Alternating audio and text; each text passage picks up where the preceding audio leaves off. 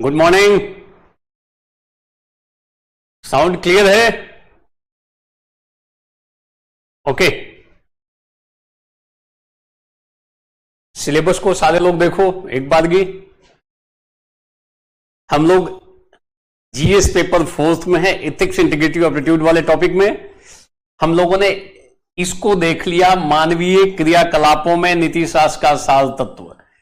ये हम लोग कंप्लीट कर चुके हैं। इसके निर्धारक शब्द को हम लोगों ने देख लिया। थर्ड पॉइंट हम लोग परिणाम में हैं। We have already discussed essence of ethics in human action.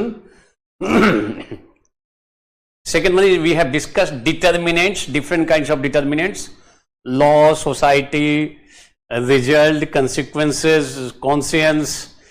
अभी हम लोग इस पार्ट में है consequences of ethics in human actions. We are in the third part of the first topic. आगे बढ़ते हैं। देखो हम लोग हैं परिणाम में, तो एक स्ट्रक्चर बना लो इस तरीके से। मानवीय क्रियाकलाप, जो मानव के क्रियाकलाप हैं, ह्यूमन एक्शंस हैं, ये दो तरीके के हो सकते हैं। या तो उचित होगा, अच्छा होगा, आप कह सकते हो, बढ़िया होगा, राइट होगा, या रॉन्ग होगा। अगर उचित होगा तो अच्छा परिणाम निकलेगा, बढ़िया काम करेगा तो अच्छा परिणाम, गुड रिजल्ट, गुड कंसिक्वेंसेस। और बुरा अगर कर्म होगा, अनुचित कर्म होगा, अनुचित क्रियाकलाप है अगर, तो इसका बुरा परिणाम निकलेगा, बुरा परिणाम निकलेगा, बुरा परिणाम। अब हम लोग मानवीय क्रियाकलाप के विभिन्न क्षेत्र आ जाते हैं, डिफरेंट स्फीयर्स, विभिन्न क्षेत्र। मानव के क्रियाकलाप विभिन्न क्षेत्रों में होते हैं, अलग अलग क्षेत्रों में। सामाजिक क्षेत्र में मानव कर्म करता है, राजनीतिक क्षेत्र में मानव कर्म करता है, धार्मिक क्षेत्र में मानव कर्म करता है। तो हम मनुष्य हैं, परंतु हमारे कर्म अलग अलग क्षेत्रों में। हम सामाजिक क्षेत्र में भी काम करते हैं, हम राजनीतिक क्षेत्र में भी काम करते हैं, वोट देते हैं, प्रचार करते हैं, नेताओं की रैली में जाते हैं, आदि आदि। हम धार्मिक क्षेत्र में भी क्रियाकलाप करते हैं, उसमें नाना प्रकार की धार्मिक गतिविधियों का संपादन करते हैं। तो विभिन्न क्षेत्र हैं हमारे जीवन के जहां मानव के क्रियाकलाप होते हैं। विभिन्न क्षेत्र जैसे सामाजिक क्षेत्र, हम अब एक एक करके व्यवस्थित तरीके से कर रहे हैं। सामाजिक क्षेत्र, अगर सामाजिक क्षेत्र में उचित काम होगा तो अच्छा परिणाम निकलेगा। अगर सामाजिक क्षेत्र में उचित कर्म होगा, मानव के क्रियाकलाप या तो उचित क्रियाकलाप होंगे या अनुचित या बुरा क्रियाकलाप होगा। अगर मानव के क्रियाकलाप उचित हैं या अच्छे हैं क्रियाकलाप, तो अच्छा परिणाम। अब अलग अलग क्षेत्रों में घुसकर, प्रवेश करके आपको पता लगाना है क्या परिणाम निकलेगा। मानव के क्रियाकलापों के परिणाम, तो क्या परिणाम निकलेगा। अगर सामाजिक क्षेत्र में, अब दो पक्ष चलेंगे यहां पे। अगर सामाजिक क्षेत्र में व्यक्ति अच्छा काम करे तो अच्छा परिणाम निकलेगा। क्या क्या परिणाम निकलेगा सामाजिक क्षेत्र में, यहां लिख दो आप। सामाजिक क्षेत्र में यदि व्यक्ति बुरा काम करेगा तो बुरा परिणाम निकलेगा। तो क्या बुरा परिणाम हो सकता है सामाजिक क्षेत्र में, यहां लिखना होगा। तो नोट कर लो लेफ्ट साइड में, पहले पॉइंट वाइज कर सकते हो, नोट कर लो। सामाजिक क्षेत्र में अच्छा काम करेगा तो अच्छा परिणाम। क्या अच्छा परिणाम निकलेगा। अपने सिलेबस में केवल शब्द दिया हुआ है परिणाम। तो परिणाम दो तरीके का हो सकता है, अच्छा परिणाम, गुड रिजल्ट, गुड कंसिक्वेंसेस, और बैड कंसिक्वेंसेस। सिलेबस में लिखा हुआ कंसिक्वेंसेस ऑफ ह्यूमन एक्शंस, मानवीय क्रियाकलापों या मानव के कर्मों के परिणाम। अच्छा कर्म अच्छा परिणाम, बुरा कर्म बुरा परिणाम या बुरा फल। तो क्या क्या अच्छा परिणाम निकल सकता है सामाजिक क्षेत्र में जब व्यक्ति अच्छा काम करे, तो क्या क्या निकल सकता है। तो नोट कर लो लेफ्ट साइड में, लिंग समानता, सामाजिक न्याय, ये सामाजिक क्षेत्र में होगा, सामाजिक न्याय होगा, social justice, gender equality, note करोगे। अस्पृश्यता निवारण, अनटचेबिलिटी, अस्पृश्यता निवारण, ये अस्पृश्यता निवारण हो जाएगा, छुआछूत खत्म हो जाएगा सामाजिक क्षेत्र में। यदि अच्छा काम करेंगे तो ये रिजल्ट आएगा, अस्पृश्यता निवारण हो जाएगा। ये ध्यान करना, नोट करोगे। सामाजिक सद्भाव, समाज में सद्भाव होगा, सोशल हार्मनी, ये सब होगा अगर हम अच्छा काम करें सामाजिक क्षेत्र में, सोशल स्फीयर में। If you are going to perform good deeds in social sphere, what will be the consequences? Gender equality, untouchability, social justice, और लिख लो इक्वलिटी, लिबर्टी, जस्टिस, समानता, स्वतंत्रता और न्याय, समानता, स्वतंत्रता, न्याय। बोलो, समाज में व्यवस्था रहेगी, शांति रहेगी जब अच्छा काम करेंगे तो ये चीजें दिखाई देंगी। जब हम अच्छा काम किस एरिया में करेंगे? सामाजिक क्षेत्र में। और सामाजिक क्षेत्र में यदि बुरा काम हो रहा हो तो बुरा परिणाम निकलेगा। सामाजिक क्षेत्र में क्या क्या होगा तो लिख लोगे, लिंग भेद, कल भी हमने संक्षेप में चर्चा की थी बट अब व्यवस्थित है। लिंग भेद, जाति भेद, ऊंच नीच, ऊंच नीच का भेदभाव बढ़ेगा, अत्याचार बढ़ेगा, बुरा काम होगा तो अत्याचार बढ़ेगा समाज में, शोषण बढ़ेगा, शोषण बढ़ेगा, एक्सप्लॉयटेशन बढ़ेगा, हाई एंड लो होगा, कास्ट डिस्क्रिमिनेशन होगा, जेंडर डिस्क्रिमिनेशन होगा, bad consequences if anyone is going to perform bad deeds in social sphere. इसके बाद ये शोषण होगा, अत्याचार होगा, गंदगी होगी, क्लीननेस नहीं होगा, गंदगी बढ़ेगी समाज में। सामाजिक क्षेत्र में अच्छा क्रियाकलाप होगा तो ये आएगा, सामाजिक क्षेत्र में बुरा क्रियाकलाप होगा तो ऐसा परिणाम उभर कर सामने आएगा। क्लियर? आप अपने नीचे में ये भी लिख सकते हो सामाजिक क्षेत्र में, जैसे हमने कुछ अच्छी अच्छी बातें बोली तो आप भी कुछ अच्छी बातों को अपने मन से लिख सकते हो। तो लास्ट में मन की बात भी लिख लेना कि अगर मन में आपके आता है कि नहीं सामाजिक क्षेत्र में अच्छा करने पे ये भी हो सकता है तो लिख डालना, और सामाजिक क्षेत्र में बुरा काम करने पे ये भी हो सकता है तो यहां नीचे थोड़ा जगह छोड़ा हुआ है, आप अपने मन की बात लिख लेना। मन की बात ठीक तरीके से दिमाग लगाकर, मन की बात मनमाने तरीके से नहीं, मन की बात बौद्धिक आधार पर उसको भी लिख सकते हो। क्लियर? तो हमारे सिलेबस में है मानव के क्रियाकलापों के परिणाम, कॉन्सिक्वेंसेज ऑफ ह्यूमन एक्शंस। तो मानव के क्रियाकलाप के परिणाम सामाजिक क्षेत्र में क्या निकलेंगे? अच्छा भी निकल सकता है परिणाम, बुरा भी निकल सकता है परिणाम। कौन से क्षेत्र में? सामाजिक क्षेत्र में। Part clear? दूसरा, अब उसी के बीच में जैसे आपने सामाजिक क्षेत्र लिखा था ना, ये अब सामाजिक क्षेत्र के नीचे एरो देकर आ जाओ और नीचे लिख लो राजनीतिक क्षेत्र। अब पॉलिटिकल स्फीयर में,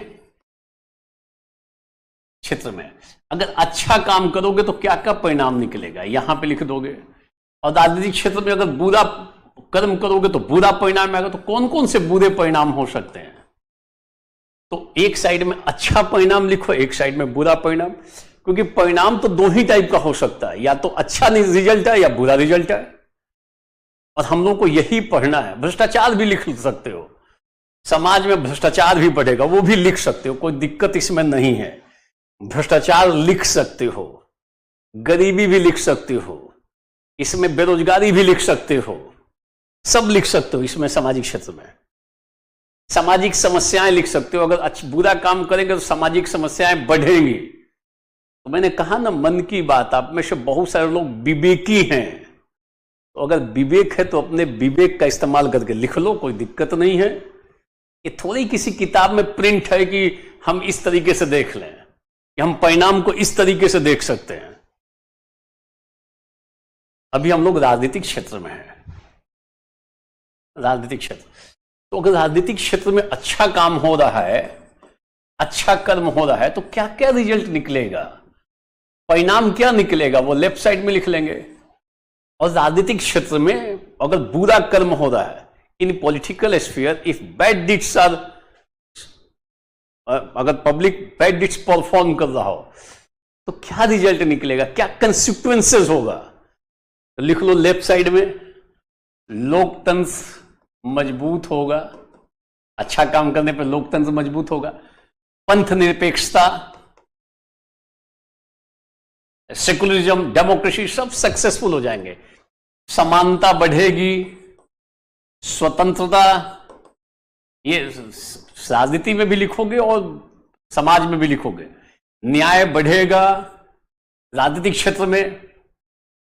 क्षेत्र में समानता, स्वतंत्रता, न्याय, लोकतंत्र, पंथ निरपेक्षता।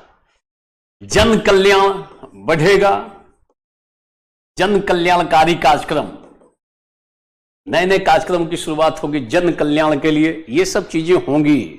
पंथ निरपेक्षता बढ़ेगी, संविधान की रक्षा होगी, और जो अच्छा काम करेंगे राजनीतिक क्षेत्र में, तो जो संविधान की प्रस्तावना है उसमें जो वर्णित शब्द हैं,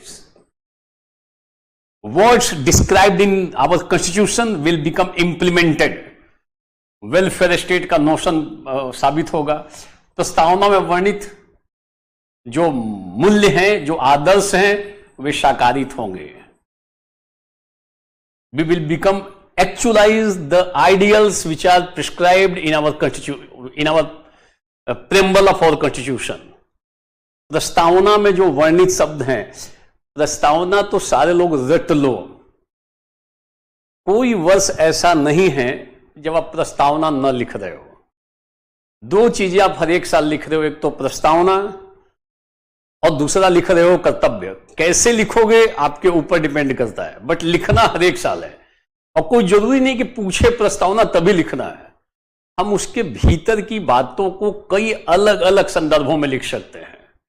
जैसे मान लो अगर पूछ ले गरीबी है, बेरोजगारी है, यौन उत्पीड़न है, महिला सशक्तिकरण है, मान लो आप लिख रहे हो किसी सामाजिक समस्या पे, ध्यान देना आप जो मैं बता रहा हूं, कोई भी सामाजिक समस्या लिख रहे हो, उसको आप जाके उठा के कनेक्ट कर रहे हो प्रस्तावना से, कि प्रस्तावना में जैसे मान लो गरीबी है, तो अगर गरीबी है इसका मतलब समानता, स्वतंत्रता और न्याय की अवधारणा ठीक से साकारित नहीं हो पाएगी।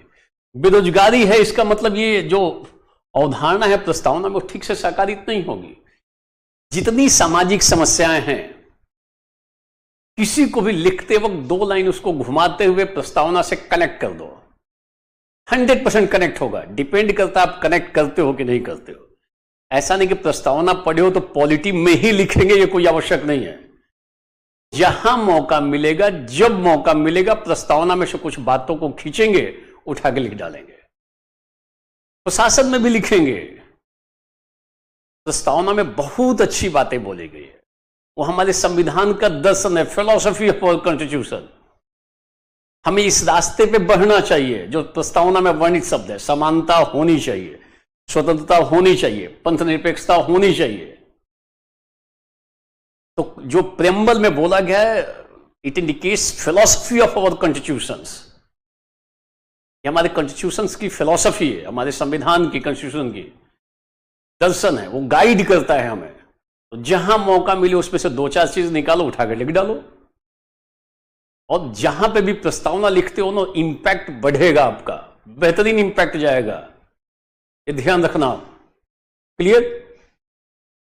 इन सब चीजों को लेके चलोगे बेहतर रहेगा। तो अगर हम अच्छा काम करें राजनीतिक क्षेत्र में तो ये रिजल्ट आएगा, जो प्रस्तावना में बोली गई बातें हैं वो एक्चुअलाइज होंगी। We will become actualize the ideals which are described in our constitution. Welfare state का नोशन साकारित होगा, इक्वलिटी आएगी, जस्टिस होगा, फ्रीडम होगा, सेकुलरिज्म और डेमोक्रेसी होगा, लोकतंत्र, पंथ निरपेक्षता, ये सारी चीजें सफलीभूत होने लगेगी। और अगर बुरा काम हो रहा हो राजनीतिक क्षेत्र में तो क्या क्या होगा? अगर बुरा काम होगा, भ्रष्टाचार होगा, राजनीतिक क्षेत्र में भ्रष्टाचार, राजनीतिक माफिया घटजोड़ हो जाएगा। माफिया और जो राजनीतिज्ञ हैं, कई जगहों पे माफियाओं के साथ राजनीतिज्ञों के का गठबंधन है। माफिया राजनीतिक गठजोड़ ये बढ़ेगा। भाई भतीजावाद बढ़ेगा, भाई भतीजावाद बढ़ेगा। रेड टेपिज्म होगा, ये सारी चीजें होंगी। क्लियर? अभी देखो, ज्यादा उसमें कमेंट करने के चक्कर में मत रहो, कमेंट बाद में करते रहना। अभी चुप आराम से पढ़ो, पहले फोकस करके पढ़ लो। तो पढ़ने से ज्यादा रहता है कि मेरा भी कमेंट आ जाए, वो अपने कमेंट को देखकर रीड करके खुश हो जाता है। कई लोग अपना कमेंट लिखता है और उसको लगता है कि दुनिया का सबसे बड़ा अच्छा कमेंट मैंने ही लिखा है, वही खुश होता है। जैसे कई सारे बाइक चलाने वाले होते हैं, बड़ा झूमते हुए बाइक चलाते हैं, उनको लगता है दुनिया का सबसे वीर पुरुष मैं ही हूं। जो देखने वाले हैं वो अलग टाइप से कमेंट करते हैं, वो जिगजैग तरीके से चलाता है, उसको लगता है कि इससे बढ़िया कोई चला ही नहीं सकता है। इसी चलाने के चक्कर में कई बार निपट जाते हैं। या जो अगल बगल के लोग हैं वो एक तरीके से व्यंग ही कसते हैं उनके ऊपर, बहुत खुश थोड़ी हो जाते हैं कि आप जिगजैग तरीके से चल रहे हो और सड़क पे चलने वाले बड़े खुश हैं। वो भीतर भीतर उल्टा ही बोलेंगे, मगर चलाने वाले को लगता है कि मैं दुनिया का बेस्ट बाइकर मैं ही हूं, मैं तो एकदम उड़ा दूंगा किसी को भी। ये भ्रम न पालें, शांतिपूर्वक पढ़ो। अभी नए नए हो, तैयारी की अभी शुरुआत करो, लंबा लंबा कमेंट लिखता है, बाद में कमेंट लंबा लंबा लिखना, अभी तो पढ़ो। जब तक कमेंट लिखोगे तब तक 2 लाइन आगे निकल जाएंगे हम। अगर राजनीतिक क्षेत्र में गलत काम होगा तो भाई भतीजावाद बढ़ेगा, रेड टेपिज्म आएगा, लाल फीताशाही आएगी, राजनीतिक जो भ्रष्टाचार बढ़ेगा, माफियाओं के साथ गठजोड़ बढ़ेगा, सांप्रदायिकता आएगी। सांप्रदायिकता, ध्यान देना, कम्युनलिज्म, सांप्रदायिकता जो है एक राजनीतिक अवधारणा है, ध्यान रखना, एक राजनीति अभिमुख अवधारणा है सांप्रदायिकता, ये बढ़ेगी। अगर राजनीतिक क्षेत्र में गलत काम होगा तो सांप्रदायिकता बढ़ेगी। नक्सलवाद और आतंकवाद भी बढ़ सकता है, नक्सलवाद आ सकता है, आतंकवाद की वृद्धि हो सकती है। ये आतंकवाद भी एक राजनीति अभिमुख अवधारणा है, ये पॉलिटिकल कॉन्सेप्ट है सब, ध्यान रखना, राजनीति अभिमुख अवधारणा है, it's a political concept. Clear? तो फोकस करो यहां पे। कोई विशेष कोई ऐसा होगा तो फिर मैं देखूंगा, अदरवाइज ना कोई आवश्यकता नहीं है कमेंट देखने की। पहले पढ़ो, तो जो पूरा पढ़ लेते हैं तो फिर आप सवालों को लाओ। मैंने कहा है ना पहले कि एक बार की हम ये भी व्यवस्था कर लेंगे कि 1 हफ्ता या 10 दिन चलेगा तो एक दिन रख लेंगे डिस्कशन, अपने आपके जो क्वेरीज है, जिज्ञासाएं हैं, उनका समाधान हो जाए। बट अभी ज्यादा मत क्रिएट करो, अभी केवल शांतिपूर्वक देखो। हमारे सिलेबस में पढ़ना है परिणाम, मानव के क्रियाकलाप के परिणाम। तो परिणाम अच्छा भी, परिणाम बुरा भी। अच्छा काम करेंगे राजनीतिक क्षेत्र में तो ये परिणाम आएगा, बुरा काम यदि किया जाए राजनीतिक क्षेत्र में तो ये सारी चीजें आएंगी, करप्शन होगा, कम्युनलिज्म होगा, आतंकवाद आदि चीजें बढ़ेंगी, राजनीति का अपराधीकरण होगा, क्रिमिनलाइजेशन ऑफ पॉलिटिक्स होगा, राजनीति का अपराधीकरण होने लगेगा। आज कई जगहों पर यह स्थिति है, अपराधीकरण। शुरुआत में आप देखोगे राजनीतिज्ञों के नेताओं को मदद करने में अपराधी आते थे, नेता लोग अपराधियों को पालते थे। पहले ऐसी कई जगहों पर स्थितियां थी, पालते थे, वो बूथ कैप्चरिंग करने में मदद करते थे इलेक्शन के समय में, उनके पाले गए लोग थे। बाद में इनको लगने लगा कि अरे नेताजी तो मेरे चलते जीतते हैं, मैं ही क्यों नहीं नेता बन जाऊं। तो बाद में यही लोग उतर गए पॉलिटिक्स में। कई जगहों पे जिनका पास्ट का ट्रैक रिकॉर्ड ऐसा है, आज के डेट में वो लीडर के रूप में है, बट पास्ट में ये स्थिति रही थी। बात शुरू में तो वो किसी के लिए काम करते थे, बाद में अवसर देखकर उन्होंने अपना बदल लिया सब कुछ, समयानुसार, परिस्थितियों के अनुसार। तो राजनीति का अपराधीकरण और अपराधी का राजनीतिकरण दोनों स्थिति है भारत में, ध्यान देना। दोनों चीजें चल रही हैं, राजनीति का अपराधीकरण और अपराधी का राजनीतिकरण। तो ये बुरा काम करने पे ये भी दशा पैदा होगी। तो राजनीतिक क्षेत्र देख लिया हम लोगों ने, धार्मिक क्षेत्र देख लो, और ध्यान रखना सब में नीचे थोड़ा सा पॉइंट, 2-4 पॉइंट छोड़ दो, और भी कुछ चीजें ऐड हो सकती हैं। हमारी प्रिंटेड नोट्स देखोगे तो और डिटेल से कुछ और भी बातें लिखी गई हैं, उनको भी आप उसमें एसोसिएट कर सकते हो, ठीक है। तो अभी अपने को किसी का नाम नहीं लिखना है, कि ये अपराधी थे, ये नेता बन गए, नेता थे, ये अपराधी की मदद, किसी का नाम नहीं लिखना होता है। तटस्थता होनी चाहिए आपके लैंग्वेज में। धार्मिक क्षेत्र, रिलीजियस स्फीयर, अगर धार्मिक क्षेत्र में अच्छा काम करोगे तो क्या क्या रिजल्ट निकलेगा वो लेफ्ट साइड में लिख लेंगे। और धार्मिक क्षेत्र में यदि बुरा काम हो रहा हो, गलत काम हो रहा हो, तो उसका क्या क्या रिजल्ट निकलेगा, परिणाम, तो बुरा परिणाम एक साइड में, बुरा परिणाम इधर लिख लेंगे और अच्छा परिणाम इधर लिख लेंगे। तो इससे आसानी हो जाएगी और इससे लिखने में बड़ी आसानी होगी कि आपका दिमाग बिल्कुल क्लियर हो गया कि अगर हम सामाजिक क्षेत्र में अच्छा अच्छा काम करेंगे तो ये रिजल्ट आएगा, अगर हम राजनीतिक क्षेत्र में काम करेंगे, अच्छा काम करेंगे तो ये रिजल्ट, और बुरा काम करेंगे तो ये रिजल्ट। ये क्लासिफिकेशन, ये एनालिसिस का नतीजा है। आप कितना बढ़िया एनालिसिस करते हो उसके ऊपर निर्भर करता है। तो किताबों में अलग अलग ढंग से लिखा हुआ है, ये कोई जरूरी नहीं है कि हम उनका अनुसरण ही करें।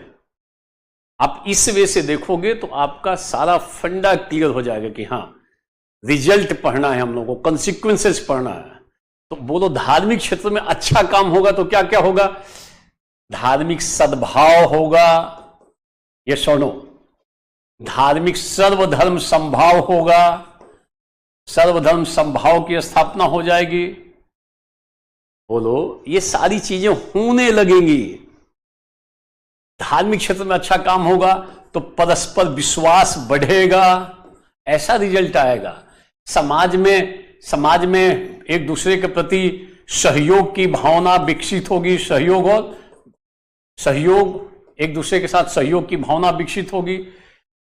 अगर धार्मिक क्षेत्र में सारे लोग अच्छा अच्छा काम करेंगे तो समाज में नैतिकता भी बढ़ेगी। अगर अच्छा काम करेंगे तो, और नहीं तो बुरा करेंगे तो अनैतिकता और बढ़ सकती है।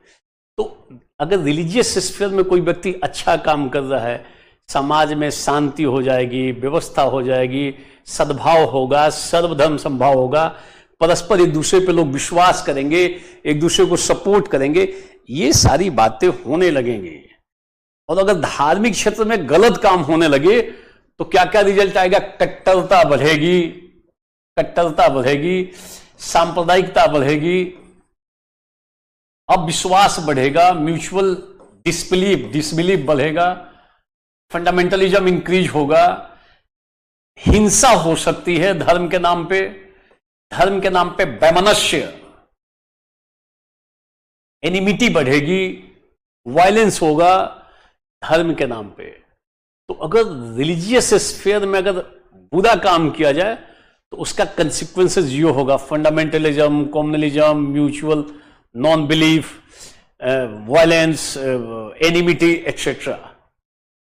ये आउटकम होगा धार्मिक संदर्भ में, ध्यान देना।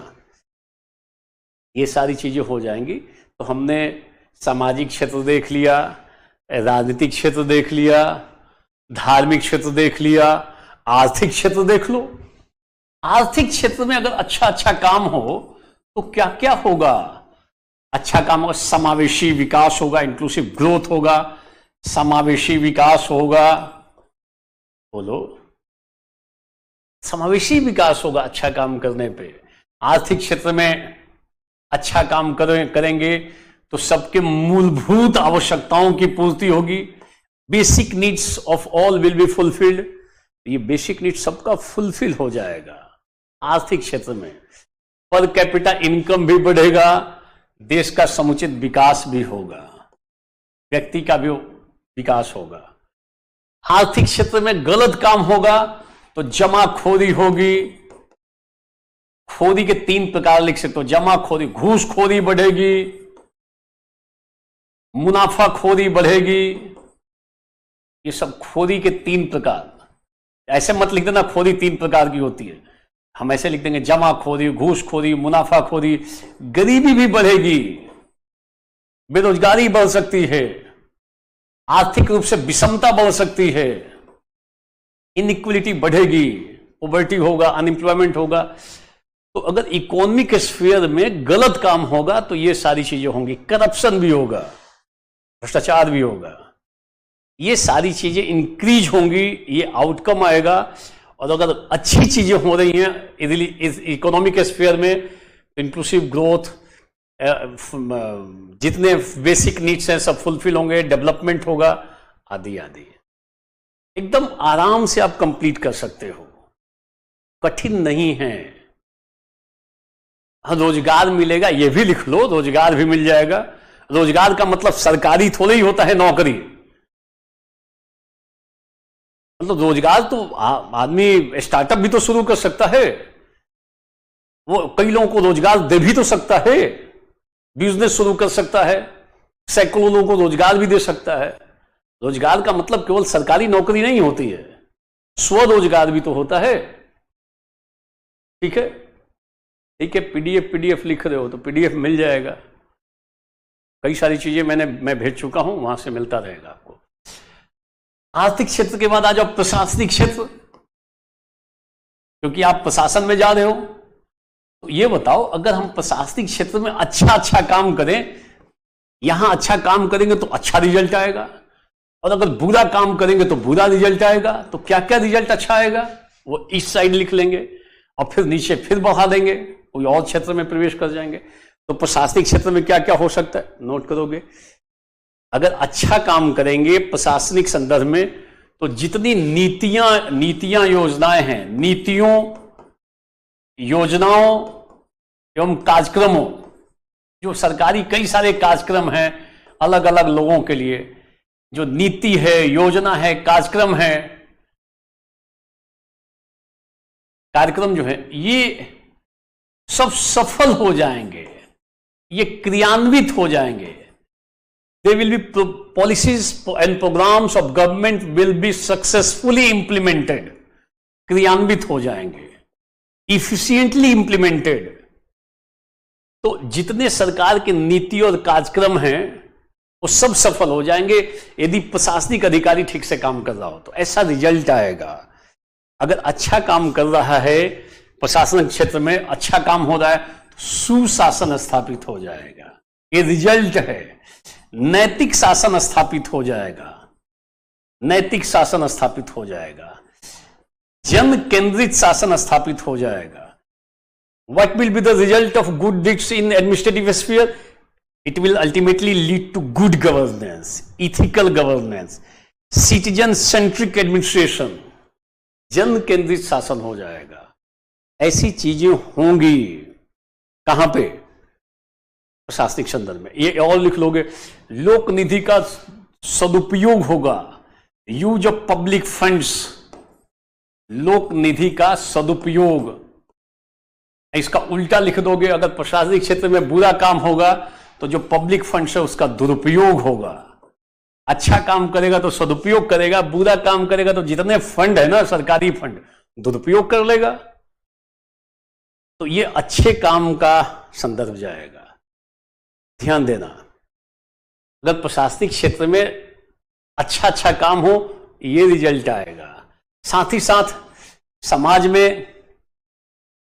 में ध्यान रखना, गैर तरफदारिता बढ़ेगी, नॉन पार्टिजनशिप, गैर तरफदारी ये बढ़ेगी, ध्यान देना। निष्पक्षता बढ़ेगी, इम्पार्शियलिटी विल इंक्रीज। ये सारी बातें आएंगी अगर अच्छा काम हो रहा है प्रशासनिक संदर्भ में। These are the consequences of good deeds in administrative sphere। अपने सिलेबस में पढ़ना है कंसिक्वेंसेज, एक शब्द दे के छोड़ा हुआ है। अब उसी एक शब्द को आप लंबा खींच रहे हो, उसे विभिन्न जीवन के विभिन्न क्षेत्रों में ले जा रहे हो। अगर बुरा काम करेगा प्रशासनिक अधिकारी तो क्या क्या होगा? लाल फीताशाही बढ़ेगी, रेड टेपिज्म होगा, लाल फीताशाही, भ्रष्टाचार बढ़ेगा, प्रशासन में घूसखोरी बढ़ेगी, घूसखोरी, समाज में बहुत प्रशासन में घूसखोरी है, कई जगहों पे ये तो अभिन्न अंग बन चुका है, मान्यता मिल चुकी है। कई बार तो आपका काम हो कहीं पे और सामने वाला कहे पैसा नहीं लेंगे तो डाउट होता है, पता नहीं मेरा काम करेगा कि नहीं करेगा ये। और अगर पैसा दे देते हैं संतुष्टि रहती है कि मेरा काम अब फिक्स है, अब मेरा काम हो जाएगा। इस स्तर पे मामला जाता जा रहा है और पूरे विश्व में भ्रष्ट देशों की सूची में हम लोगों ने ठीक स्थान बना रखा है। वर्ल्ड के कुछ सर्वाधिक करप्ट देशों में हमारे देश की स्थिति है। यह भी एक फैक्ट है, तथ्यात्मक सच्चाई है। और जल्दी हम लोग अपना पोजीशन नहीं बदल रहे हैं, थोड़ा सा सुधरते, एक दो कदम सुधरते हैं।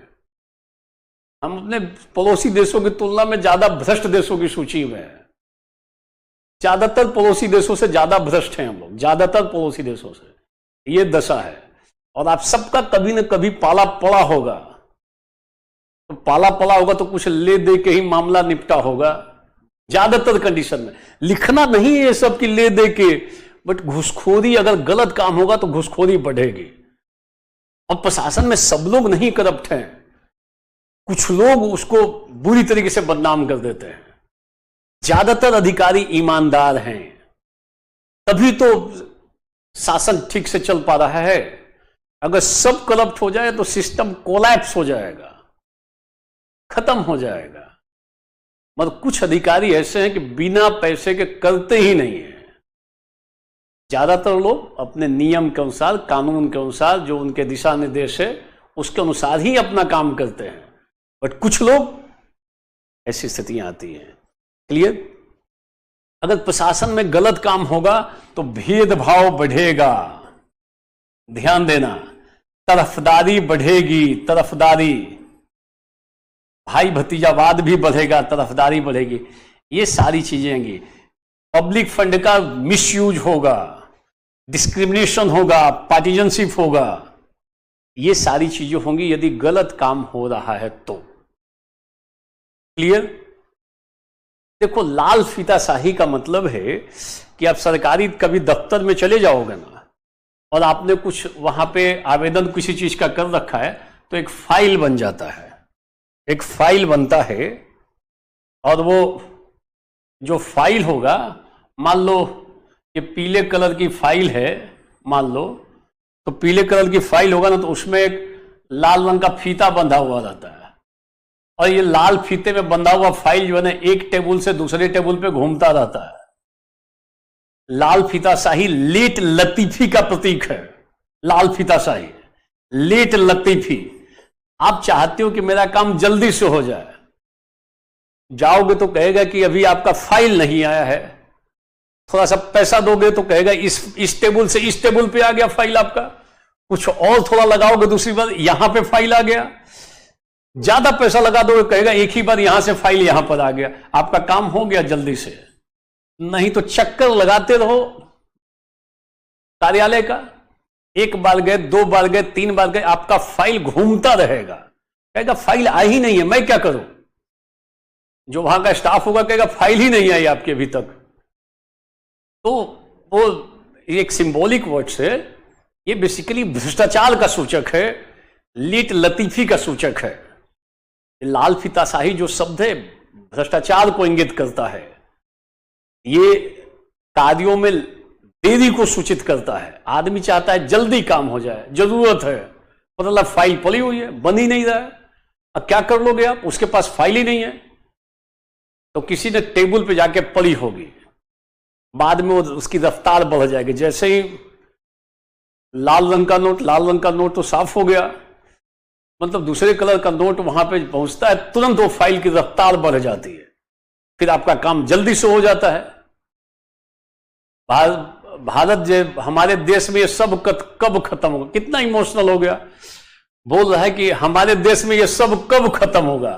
जब आप एसडीएम बन जाओगे तो खत्म हो जाएगा, आईएएस बन जाओगे, अपने इलाके में पहले खत्म कर लेना। एक तो शुरुआत आप कर ही सकते हो। इमोशनल होकर पूछ रहा है कि सर ये कब खत्म होगा। ऐसा ना हो कि सिस्टम में आने के बाद उसी का पार्ट बन जाओ कि नहीं आ रहा है तो आने दो, सिस्टम से आ रहा है आने दो, क्या दिक्कत है। आप समझ सकते हो वर्ल्ड के कुछ सर्वाधिक करप्ट देशों में हमारे देश की स्थिति है, और सुधर नहीं रहे हम लोग। मतलब थोड़ा सा पोजीशन आगे पीछे होता है, एक दो पोजीशन आगे पीछे होते हैं हम लोग, ध्यान देना। तो जो मुख्य बात है यहां पर ध्यान देना कि अगर हम प्रशासनिक क्षेत्र में गलत काम कर रहे हैं तो तरफदारी होगी, भेदभाव होगा, डिस्क्रिमिनेशन होगा, पार्टीजनशिप होगा, करप्शन होगा, रेड टेपिज्म होगा, मिसयूज ऑफ पब्लिक फंड्स होगा, ये सारी चीजें होंगी गलत काम करने पे। इसीलिए देखोगे कितनी चीजें की गई हैं कि प्रशासन में ठीक लोग आए, प्रशासन में ऐसे लोग आए जो बचपन से ही जिनके मन मस्तिष्क में मूल्य भरे हुए हों। तो देखो, लोगों को सुधारने का दो तरीका है,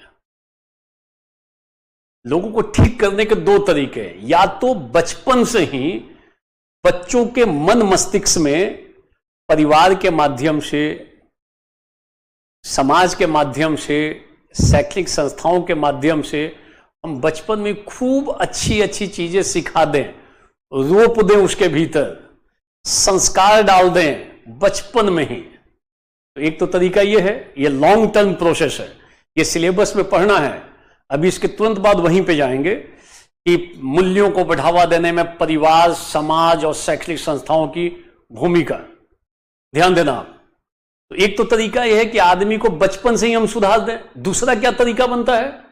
दूसरा तरीका यह है कि ऐसे लोग जो वास्तव में थोड़े बहुत करप्ट हैं, ताकत का दुरुपयोग भी करता है, झूठ भी बोलता है, बहुत ईमानदार टाइप का आदमी नहीं है, भेदभाव भी करता है, ऐसे लोग अगर प्रशासन में आ गए तो उनको ठीक करने के हमने नाना प्रकार के उपाय कर रखे हैं, बीसियों उपाय हैं। हम उनको सुधार देंगे अगर गलत आदमी आ गया तो। आरटीआई से सुधारेंगे, ठीक है, सिटीजन चार्टर है, लोक सेवा गारंटी एक्ट है, सीबीआई है, एनआई है, एसीबी है, मतलब विजिलेंस कमीशन है, दुनिया भर की एजेंसियां हैं कि अगर कोई करप्ट आदमी आ गया और गलत काम कर रहा है प्रशासन में आके, तो किसी न किसी एजेंसी के रडार पे चढ़ जाएगा। झारखंड में देखो, कई अधिकारी एजेंसियों के रडार पे आ गए, तो जितना 10 साल में 20 साल में अर्जित किया है 6 महीने में टोटल निकाल लेंगे, सब निकाल लेंगे वहां से। ये स्थिति है।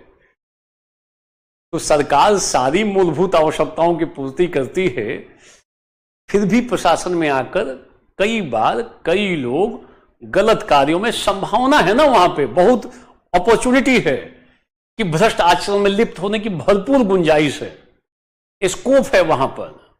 अभी आप कुछ नहीं कर सकते हो, किसी से घूस थोड़ा ही आप ले सकते हो, कोई काम ही नहीं कर सकते हो आप। आपको कोई पद पे थोड़ी बैठे हो, आप में से कोई किसी पद पे नहीं बैठा हुआ है, आपके पास कोई अथॉरिटी नहीं है किसी चीज की, आप एक देश के नागरिक हो। पद पे बैठने के बाद आपके पास प्राधिकार आ जाते हैं, तो फिर उसका दुरुपयोग भी शुरू हो जाता है, और कई लोग दुरुपयोग करते हैं, कालांतर में एजेंसियों के रडार पे आ जाते हैं। और अब तो यह भी है कि अच्छा काम नहीं कर रहा है प्रशासन में आके, उसको जबरन रिटायर कर दो, जबरन। 62 साल के बाद नहीं, समय से पहले बोलेंगे चलो विदा हो जाओ, हो गया तुम्हारा काम, ठीक है। लिखना नहीं है नाम कि झारखंड में अभी फलाने जी को एजेंसियों ने उठा लिया है, ठीक है। तो आप चीजों को ठीक से ध्यान देते हुए आगे बढ़ो, पर्याप्त है ये। और इन चीजों पे ध्यान दोगे तो लिखने की स्थिति में आ जाओगे। मान लो सवाल बन जाए कि सामाजिक और राजनीतिक क्षेत्र में मानवीय क्रियाकलापों के परिणाम को दर्शाएं। सामाजिक और राजनीतिक क्षेत्र में मानव के क्रियाकलाप, अपने सिलेबस में भी ध्यान दो एक बार फिर से, क्या लिखा हुआ है? मानवीय लिखा हुआ है, मानवीय क्रियाकलापों के परिणाम। तो मानवीय क्रियाकलापों का परिणाम अगर पूछ ले कि सामाजिक क्षेत्र में और राजनीतिक क्षेत्र में मानवीय क्रियाकलापों का परिणाम दर्शाइए, तो परिणाम तो अच्छा भी हो सकता है ना, और परिणाम बुरा भी हो सकता है। अगर सामाजिक आर्थिक क्षेत्र में मानव अच्छा कर्म कर रहा है, मानव के क्रियाकलाप अच्छे हैं, एक्शंस गुड हैं, तो उसका अच्छा परिणाम निकलेगा। और अगर गलत क्रियाकलाप है तो परिणाम गलत निकलेगा। तो सामाजिक क्षेत्र को 2 भागों में बांट दो, अच्छा क्रियाकलाप का परिणाम, बुरे क्रियाकलाप का परिणाम। फिर राजनीतिक क्षेत्र को 2 भागों में बांट लो, अच्छे क्रियाकलाप का क्या परिणाम निकलेगा, बुरे क्रियाकलाप का क्या परिणाम निकलेगा, आंसर कंप्लीट हो जाएगा। हम आसानी से कर सकते हैं, और नहीं तो तनाव हो जाएगा मानवीय क्रियाकलाप का परिणाम, सामाजिक क्षेत्र में और राजनीतिक क्षेत्र में, किसी भी क्षेत्र में चला जाए। अगर आपका बेसिक फंडा क्लियर है तो आप लिखने की स्थिति में रहोगे, हाँ ऐसे कर सकते हैं, क्योंकि अपने सिलेबस में consequences of ethics in human actions, तो कंसिक्वेंसेस इधर गुड और मे बी बैड, उनको लेकर हम आगे की तरफ बढ़ सकते हैं। अच्छा देखो, तरफदारी का मतलब है कि राजनीतिक क्षेत्र में कई बार जो नेता हैं, जो अधिकारी हैं, वो किसी खास दल की तरफदारी करने लगते हैं, लगता है कि उनके वो मेंबर हैं, पॉलिटिकल पार्टी के सदस्य के रूप में ट्रीट करते हैं। आज बंगाल में आक्षेप लगाया जा रहा है, केवल एक पार्टी नहीं, सारी विपक्षी पार्टियां टीएमसी पर आक्षेप लगाती हैं कि इन्होंने प्रशासन का राजनीतिकरण कर लिया है, यानी प्रशासनिक अधिकारी तरफदारी करते हैं। किसकी तरफदारी? सत्तारूढ़ दल की। तो कई बार प्रशासनिक अधिकारी सत्तारूढ़ दल की तरफदारी करने लगते हैं, ये ठीक नहीं है। प्रशासनिक अधिकारियों को गैर तरफदार होना चाहिए, उन्हें किसी राजनीतिक दल का, किसी राजनीतिक नेता की तरफदारी नहीं करनी चाहिए। They must have non partisanship, they should not support specific support of any political party और एनी पॉलिटिकल लीडर। अपोज या सपोर्ट नहीं करना चाहिए स्पेसिफिकली, उनको अपना आचरण तटस्थ रखना, पॉलिटिकली उनको न्यूट्रल होना चाहिए। जैसे मान लो, थोड़ा संदर्भ को देख लो इसको, मान लो आपका लगाव किसी खास पार्टी से है, मान लो किसी खास पार्टी से आप भीतर भीतर चाहते हो कि ये पार्टी सत्ता में आ जाए, भले ही आईएएस ऑफिसर हो, इससे क्या अंतर पड़ता है? आप आईपीएस ऑफिसर हो किसी जिले में, मगर आपका भी तो राइट है वोट देने का। आप किसी पॉलिटिकल पार्टी के मान लो फेवर में हो, और उस पॉलिटिकल पार्टी का आ रहा हो नेता प्रचार करने के लिए मंच पे, तो आप सुरक्षा तो प्रदान करोगे, जो लीडर बैठे हुए इनको सुरक्षा तो दोगे, मगर क्या आईपीएस होने के बाद आप यहां मंच पे चढ़ के बोलोगे क्या कि देखिए मैं भी इस पार्टी का प्रबल समर्थक हूं, मैं भी वोट इसी पार्टी को देता हूं, आप भी वोट दे दीजिए? एक लाइन अगर बोल दिया वो आईपीएस, तो आईपीएस वहां से बर्खास्त हो सकता है। ये इलेक्शन कमीशन इसको ना एकदम ब्लैक लिस्टेड कर देगा, उस आईपीएस अधिकारी को। आप कभी भी नहीं देखोगे कि अधिकारी मंच पे जाकर किसी भी नेता के पक्ष या विपक्ष में बोलते हो, नहीं तो सीधा सीधा सिद्ध हो जाएगा कि तरफदारी कर रही है।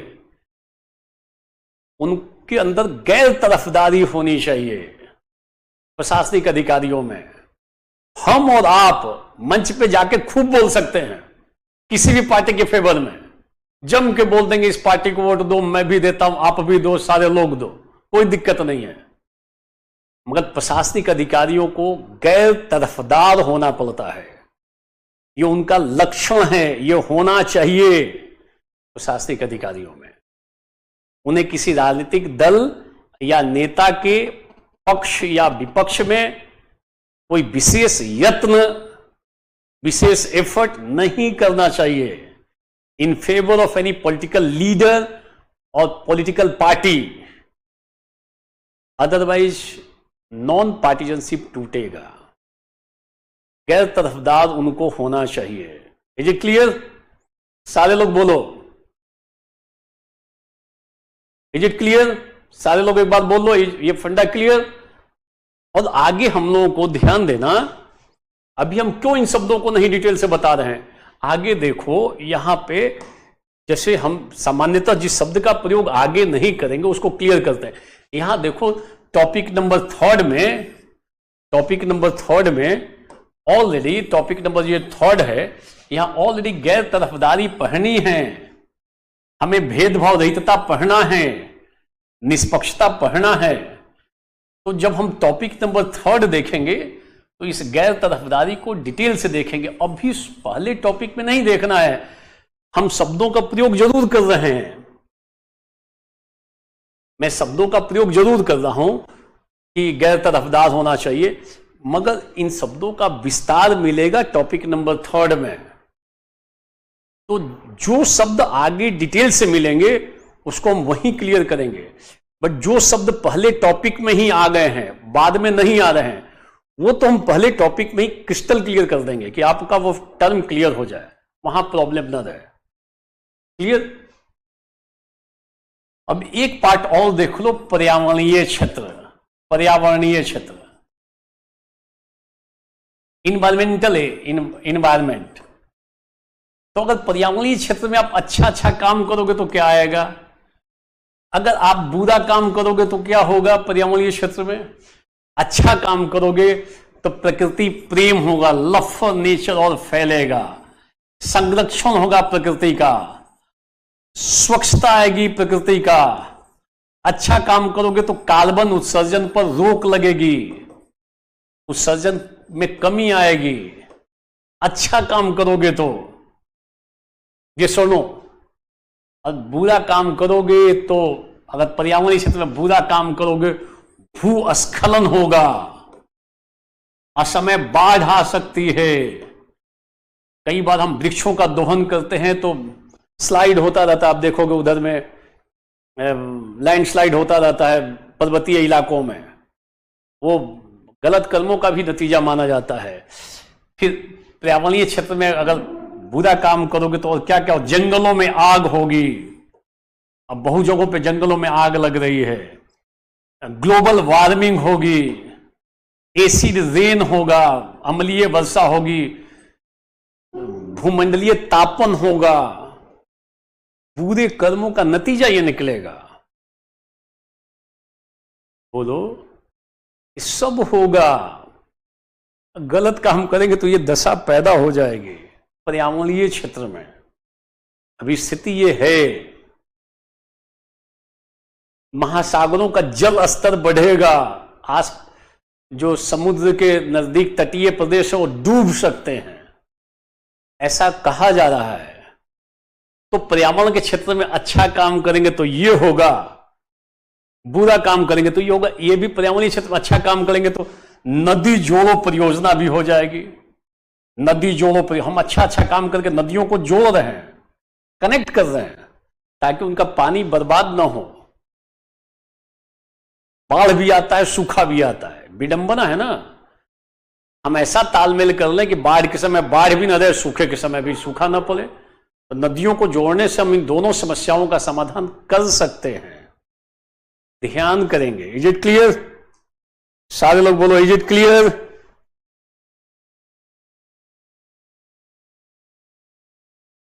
अच्छा काम करेंगे तो इधर में सतत विकास होगा, सतत विकास, सस्टेनेबल डेवलपमेंट होगा। ये सब आ जाता है इथिक्स में। कौन सा टर्म नहीं है, बहुत सारे टर्म आ जाते हैं इथिक्स के जब पढ़ते हैं। तो अपने को जो अभियान है स्वच्छ भारत अभियान, वो सफल हो जाएगा अगर हम अच्छा काम करेंगे तो। इस क्षेत्र में सरकार का एक कार्यक्रम है स्वच्छ भारत अभियान, सफल हो जाएगा ये सुनो। और नहीं तो उधर में देखा ही हम लोग, अम्लीय वर्षा होगी, ओजोन क्षरण होगा, ओजोन परत खत्म होने लगेगा, ये सारी बातें होंगी। क्लियर है? तो ये दोनों बातें क्लियर हो जानी चाहिए। और सतत विकास शब्दों को संक्षेप में समझ लो। सस्टेनेबल डेवलपमेंट का मतलब क्या है? ये जो शब्द है इथिक्स में भी है, पॉलिटी में भी आ जाता है, इकोनॉमिक्स में आ जाएगा, सोशियोलॉजी इंडियन सोसाइटी पढ़ोगे उस समय भी आएगा। ये शब्द कितनी जगह पे प्रयोग किया जाता है। और निबंध लिखो तो इसको लिख सकते हो। अगर मान लो कोई पर्यावरण संबंधी निबंध लिख रहे हो तो वहां इस शब्द को जरूर कोट करो, 2-4 लाइन बताओ सस्टेनेबल डेवलपमेंट पे।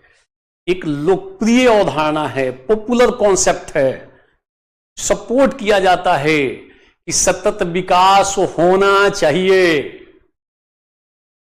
ये एक तरीके से लक्ष्य हो जाता है हमारा सस्टेनेबल डेवलपमेंट। और सस्टेनेबल डेवलपमेंट लिखोगे तो सारे लोग इतना तो बोल देंगे कि हमें प्राकृतिक संसाधनों का दोहन इस प्रकार से करना चाहिए कि वर्तमान पीढ़ी की आवश्यकता भी पूरी हो जाए और भावी पीढ़ी पर कोई नकारात्मक असर न पड़े, इस पे भी असर न पड़े नकारात्मक, तो हम इस प्रकार से दोहन करें। We should exploit natural resources in such a manner कि जो नीड है प्रेजेंट जो जनरेशन है उसका भी फुलफिल हो जाए और नेक्स्ट जनरेशन के लाइफ पे भी कोई निगेटिव इंपैक्ट ना पड़े। ये सतत विकास का एक बेसिक फंडा है, मूलभूत फंडा है, ध्यान देना, बेसिक फंडा है ये सतत विकास का। क्लियर? तो ध्यान देना, अब अगर सतत विकास लिखोगे तो इसका लाभ आपको मतलब कितनी जगहों पे है। आपको इकोनॉमिक्स पढ़ते वक्त मिल सकता है, इथिक्स में मिलता है, ऐसे में मिलेगा, सोशल जो इंडियन सोसाइटी पढ़ोगे वहां पे भी मिल जाएगा। मतलब एक शब्द का प्रयोग कई जगहों पे किया जाता है, ये ध्यान रखना। मगर आप जब इसको लिखोगे सतत विकास को तो ये तो लिखना ही पड़ेगा इसका मीनिंग, पर इसमें एक चीज और जोड़ देना कि सतत विकास की जो अवधारणा है वह अधिकार और कर्तव्य पर आधारित है। अधिकार और कर्तव्य, the concept of social the concept of sustainable development is based on rights and duty. ये राइट है, अधिकार और कर्तव्य पे आधारित है। तो इसको लिखते वक्त ये तो बताओगे ही कि प्राकृतिक संसाधनों का दोहन इस प्रकार से करना चाहिए कि वर्तमान पीढ़ी की आवश्यकता भी पूरी हो जाए और भावी पीढ़ी के जीवन पे भी कोई संकट ना हो। ये इसका बेसिक फंडा है। उसमें एक एक्सीलेंट थॉट को और जोड़ दो, एक पैराग्राफ को, कि सतत विकास का जो अवधारणा है, जो कॉन्सेप्ट है, ये अधिकार और कर्तव्य पे आधारित है। अधिकार किसका? भावी पीढ़ी का, नेक्स्ट जनरेशन का। और कर्तव्य किसका? वर्तमान पीढ़ी का। वर्तमान पीढ़ी जो है ना, प्रेजेंट जनरेशन, इसका कर्तव्य है, भावी पीढ़ी का अधिकार है। ये इसमें समाहित है। जैसे जैसे हमें जीने का अधिकार है, हमारी आने वाली पीढ़ी को भी जीने का अधिकार है, उसको भी जीने का अधिकार है।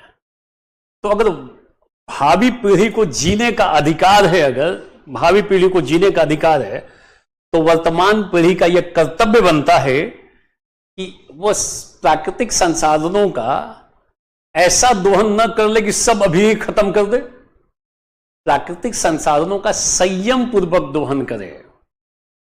एक्सप्लॉइट तो करेगा ही। अगर एक वृक्ष काट रहा है तो दो वृक्ष लगा भी दे ताकि भावी पीढ़ी के जीवन जीने पर नकारात्मक असर न पड़े। तो इस पीढ़ी का कर्तव्य है कि हम पर्यावरण मित्र तकनीक, इको फ्रेंडली टेक्निक की मदद से प्राकृतिक संसाधनों का दोहन करें ताकि भावी पीढ़ी, अगली पीढ़ी के जीवन जीने के अधिकार पर नकारात्मक असर न पड़े। संदर्भ को ध्यान रखेंगे और ये लिख दोगे तो आपके थॉट में एक अलग प्रभाव झलकेगा, औरों से एक कदम आगे बढ़ जाओगे। नहीं तो इतनी बातें तो सब लोग लिखेंगे, लगभग जो ठीक से पढ़ा होगा ये बात तो लिख ही देगा। आप उसमें थोड़ी और विशिष्टता प्रदान कर दो। सतत विकास की अवधारणा अधिकार और कर्तव्य पर आधारित है। भावी पीढ़ी को भी जीवन जीने का अधिकार है, जैसे हम लोगों को अधिकार है जीवन जीने का।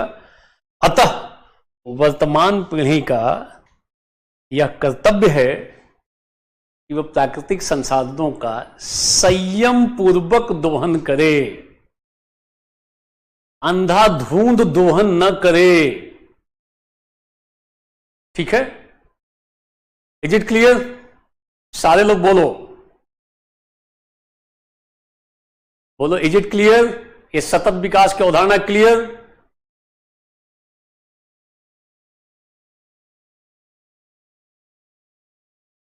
बोलो इज इट क्लियर? सारे लोग बोल लो एक बार की।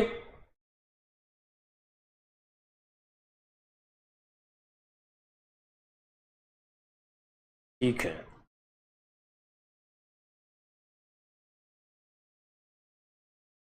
और देखो जो मैंने ये बताया ना, उस पर प्रिंटेड नोट्स मिल जाएगा। उसको उसके साथ मॉडिफाई कर लोगे, ये थॉट क्लियर हो जाएगा क्लास में। क्लास में हो तो इस पे डिबेट कर रहे हैं हम लोग, विवेचन कर रहे हैं, ताकि विषय वस्तु बिल्कुल क्लियर हो जाए। हम कई बार सतत विकास शब्द का प्रयोग करते हैं बिना उसके अर्थ को जाने, तो आपका सतत विकास का मीनिंग क्या है ये बिल्कुल स्पष्ट हो जाए। सतत विकास होना चाहिए, हमारा लक्ष्य है, जीवन के विभिन्न क्षेत्रों से संबंधित हो जाएगा। ठीक है, इज इट क्लियर? बोलो सारे लोग, is it clear? Okay okay, next ध्यान देना कि जो हम लोग ये क्लास को ले रहे हैं तो बीच बीच में एक दो लोगों का कमेंट है, एक दूसरे से पूछ रहे हैं कि एक लिख रहा है कि अभिषेक कहां से हो। तो बेटा आईएएस की तैयारी करने चले हो, पैसा पेमेंट किए हो पिताश्री से लेकर या माताश्री से लेकर या भ्राताश्री से लेकर, और पूछ रहे हो क्लास में कि अभिषेक कहां से हो, लंदन से है, क्या कर लोगे? वो पूछ रहा है कि अभिषेक कहां से हो। अरे बेटा पढ़ने आए हो कि पूछने आए हो कहां से हो? तुम्हारे गांव के पड़ोसी से हैं वो, तो आए हो तैयारी करने तो तैयारी करो, या नहीं तो पहले वही पूछ लो अगल बगल में कौन कहां से है, तब तैयारी करने के फील्ड में उतरना।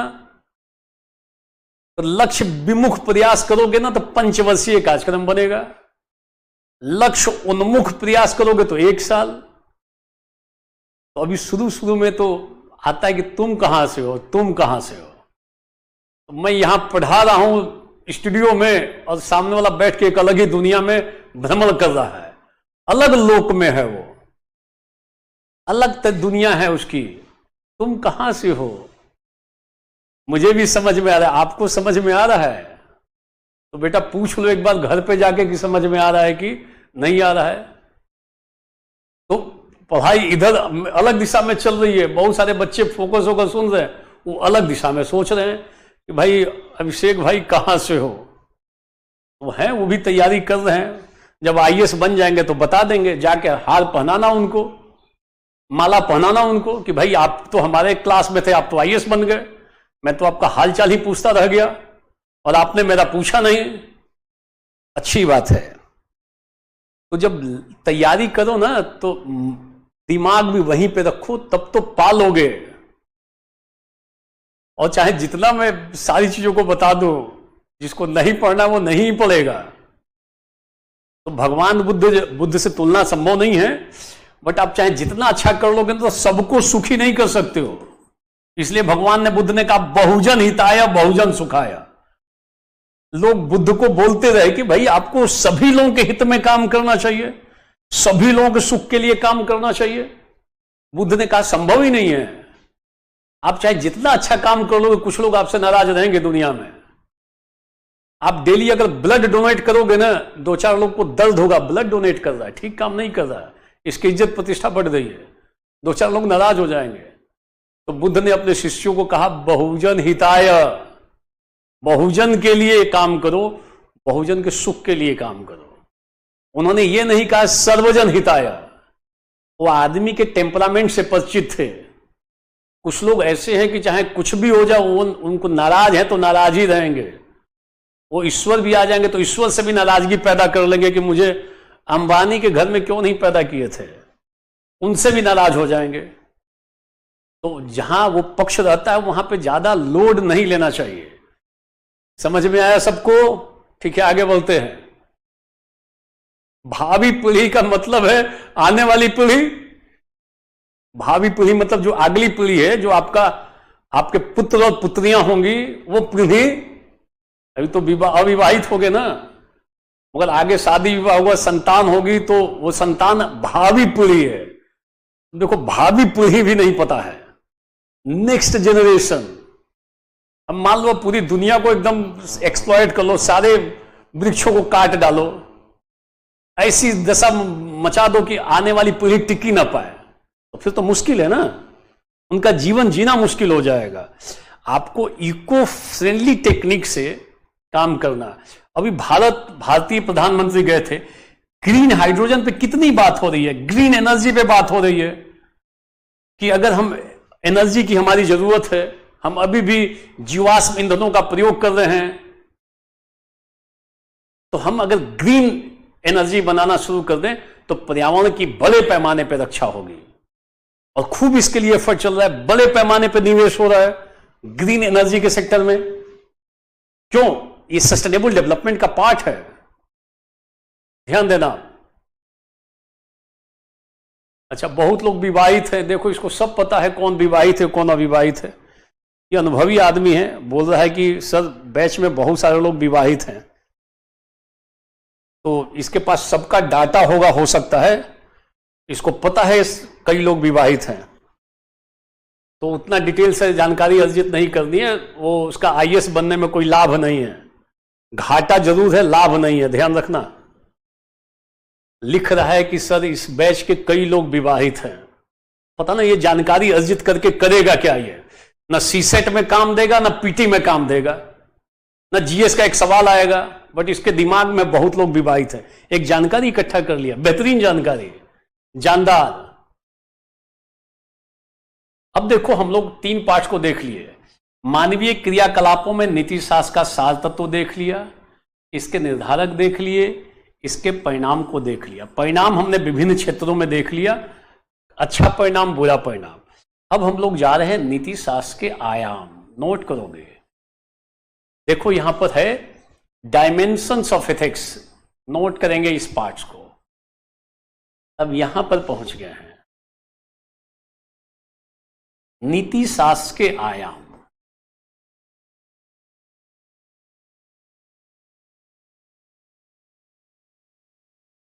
नीति शास्त्र के आयाम क्लियर? हम लोगों ने शुरू के 3 पार्ट्स को देखा, सार तत्व देख लिया, मानवीय क्रियाकलापों में नैतिकता के निर्धारक देख लिया, निर्धारक में हमने कानून, समाज, धर्म, अंतरात्मा, साधन साथ डिबेट देखा। दिमाग में अब फिट हो जाए, हम उसके बाद परिणाम देखा, तो हमने जीवन के विभिन्न क्षेत्रों में परिणाम देख लिया, अच्छा परिणाम भी हो सकता है, बुरा परिणाम। तीसरा पार्ट क्लियर। चौथा पार्ट है नीति शास्त्र के आयाम, मतलब नीति शास्त्र का विस्तार कहां तक है, कहां कहां नीति शास्त्र की स्थिति आती है। आप ध्यान देना सारे लोग कि आज नीति शास्त्र जीवन के सभी क्षेत्रों से संबंधित है, सभी क्षेत्रों में इसकी चर्चा हो रही है।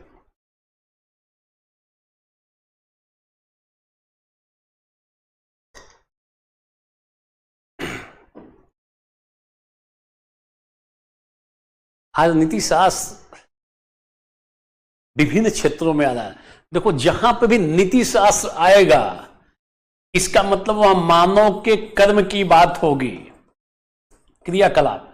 और जब भी कर्म की बात करेंगे, ये चर्चा करेंगे उचित है कि अनुचित है, उचित है कि अनुचित है। उचित का मतलब करना चाहिए, अनुचित का मतलब नहीं करना चाहिए।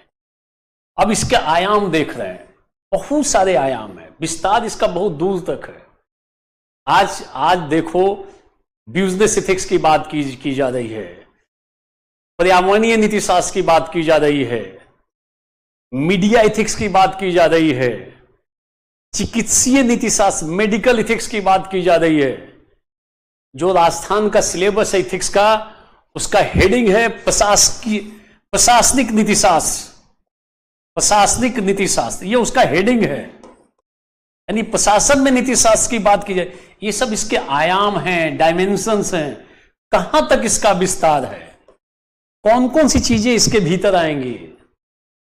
तो आज नीति शास्त्र का आयाम जीवन के विभिन्न क्षेत्रों से हो गया है। उचित का मतलब करना चाहिए, अनुचित का मतलब नहीं करना चाहिए। आयाम का मतलब डायमेंशन, डायमेंशन का मतलब कहां तक विस्तारित है, कौन कौन सी चीजें इसके भीतर आती हैं। कोई चीज का जैसे आयाम का संदर्भ आ गया, कहां तक इसका रेंज जाता है, इसके भीतर क्या क्या चीजें आती है, वो आयाम को दर्शाएगा। डायमेंशन, जैसे इसका डायमेंशन देखोगे तो यहां तक विस्तारित है। तो नीति शास्त्र का विस्तार कहां तक है, जीवन के सभी क्षेत्रों में। आप प्रशासन में चले जाओ, प्रशासन में आ गया नीति शास्त्र। आप चिकित्सीय नीति शास्त्र है, मेडिकल इथिक्स है, चिकित्सीय नीति शास्त्र, मीडिया नीति शास्त्र है, आज के समय में ये सारी बातें हो रही हैं। पर्यावरणीय नीति शास्त्र है, पर्यावरणीय नीति शास्त्र, इन्वायरमेंटल इथिक्स की बात की जा रही है। जीवन के विभिन्न क्षेत्रों में आज इथिक्स की, तो इथिक्स का आयाम, इथिक्स का विस्तार यहां तक जाता है। इथिक्स के भीतर क्या क्या चीजें आती है, सारी बातों की चर्चा डायमेंशंस ऑफ इथिक्स में करते हैं कि इतना डायमेंशन है इसका, उसमें क्या क्या आता है आपको बताना पड़ेगा। तो इथिक्स के आयाम का संदर्भ इथिक्स के विस्तार क्षेत्र से है, कहां कहां तक इसका क्षेत्र विस्तृत हो रहा है, कितनी दूर तक ये जा रहा है, ठीक है, वो सारी चीजें इसके भीतर आ जाएंगी। क्लियर है? सारे लोग बोलो, इज इट क्लियर? आयाम मीन्स अंग्रेजी में इसको बोलते हैं डायमेंशन। डायमेंशन का मतलब विस्तारित क्षेत्र, इसका एक्सटेंशन कहां तक है, किस सीमा तक ये जा रहा है, तो इसके डायमेंशन में सब आ रहा है, जीवन के सभी क्षेत्र आ रहे हैं। अब जैसे मान लो हम कहते हैं मानव के कर्म उचित है कि अनुचित है, इसकी चर्चा हम इथिक्स में करते हैं, और इसका एक आयाम है प्रशासनिक नीतिशास्त्र। आयाम कई सारे होंगे ना, ये भी एक आयाम है, डायमेंशन इसका यहां तक जाएगा। तो प्रशासनिक अधिकारी को क्या करना चाहिए, क्या नहीं करना चाहिए, प्रशासनिक नीतिशास्त्र में चर्चा करेंगे। अगर हम मेडिकल इथिक्स में चले गए तो एक चिकित्सक का कौन सा कर्म उचित है और कौन सा कर्म अनुचित है, इसकी चर्चा हम चिकित्सीय नीतिशास्त्र में करेंगे। मीडिया इथिक्स, एक मीडिया पर्सन का कौन सा कर्म उचित है, एक मीडिया कर्मी को क्या करना चाहिए, एक मीडिया कर्मी को क्या नहीं करना चाहिए, इसकी चर्चा हम मीडिया इथिक्स में करेंगे। जैसे एक मीडिया कर्मी को झूठा न्यूज नहीं दिखाना चाहिए, एक मीडिया कर्मी को अंधविश्वास वाले विज्ञापन नहीं चलाने चाहिए। ये सारे मीडिया कर्मी की जो सच्चाई है उसको दिखाना चाहिए एक मीडिया कर्मी को। तो मीडिया के क्षेत्र में भी उचित अनुचित की बात आ रही है। एक चिकित्सक को गलत दवाई नहीं लिखनी चाहिए। कई बार चिकित्सक क्या करते हैं, एक टेस्ट के बदले 4 टेस्ट लिख देंगे, कहेंगे ये चारों टेस्ट करा लो आप, जरूरत है एक की लिख देंगे 4 क्योंकि पैसा बनता है। कई चिकित्सकों की स्थिति है, सारे नहीं, बहुत सारे जो डॉक्टर से बड़ा अच्छा काम करते हैं बट कुछ गलत करते हैं, इसे इनकार भी नहीं कर सकते हो। समय समय पर उनके रिपोर्ट्स आते रहते हैं समाज में, ये सुनो। तो अगर आपका नीति शास्त्र शब्द क्लियर है तो आप किसी भी एरिया में घुमा दो, प्रशासनिक नीति शास्त्र क्या है, चिकित्सीय नीति, इस पे सवाल आ चुका है, पर्यावरणीय नीति शास्त्र, ये आईएएस में इस पे प्रश्न जा चुका है, लोगों को समझ में नहीं आया पर्यावरणीय नीति शास्त्र। तो नीति शास्त्र का मतलब संदर्भ आ गया मानव के कर्म उचित या अनुचित। तो मानव को पर्यावरण के साथ कैसा बिहेवियर करना चाहिए, हम कहेंगे सतत विकास की अवधारणा लागू करनी चाहिए, जंगलों का अंधाधुंध दोहन नहीं करना चाहिए, इको फ्रेंडली टेक्निक से प्राकृतिक संसाधनों का दोहन करना चाहिए, धुआंधार जम के कार्बन उत्सर्जन नहीं करना चाहिए, ये सुनो। डीजल इंजनों का कम उपयोग करना चाहिए, सरकार भी चाह रही है, आगे हो सकता है डीजल इंजन पर रोक लगा दे। तो ये पर्यावरणीय नीति शास्त्र के पाठ है। आप कोई भी आज के डेट में फैक्ट्री लगाओ, जाना पड़ेगा वहां पे ग्रीन ट्रिब्यूनल, एनजीटी से, नेशनल ग्रीन ट्रिब्यूनल, कि भाई आप इसमें पर्यावरण का उल्लंघन नहीं कर रहे हो, बताओ। ये सब पर्यावरणीय नीति शास्त्र के पाठ हो जाएंगे कि मानव को पर्यावरण के साथ कैसा बिहेवियर करना चाहिए। क्या अपने हित में पर्यावरण का अंधाधुंध दोहन कर ले, खूब जंगलों को काट डाले, तो हम कहेंगे ऐसा नहीं होना चाहिए। मानव का पर्यावरण के साथ कैसा व्यवहार होना चाहिए, ये चर्चा कर लेंगे यहां पर। ध्यान रखना, ये सारी बातें आ जाएंगी नीति शास्त्र के आयाम में। आज नीति शास्त्र के आयाम में जितने विवादित मुद्दे हैं, वर्ल्ड के, पूरे विश्व के जितने चर्चित ऐसे मुद्दे हैं, ध्यान देना, जितनी बड़ी बड़ी समस्याएं हैं, मुद्दे और समस्याएं जो मानव के कर्म के कारण उत्पन्न हुई हैं, वो सब इसके भीतर आ जाएंगे नीति शास्त्र के आयाम में। आज पूरे विश्व की सबसे बड़ी बड़ी समस्या बोलो, आप पूरे विश्व की समस्या बोलो सारे लोग,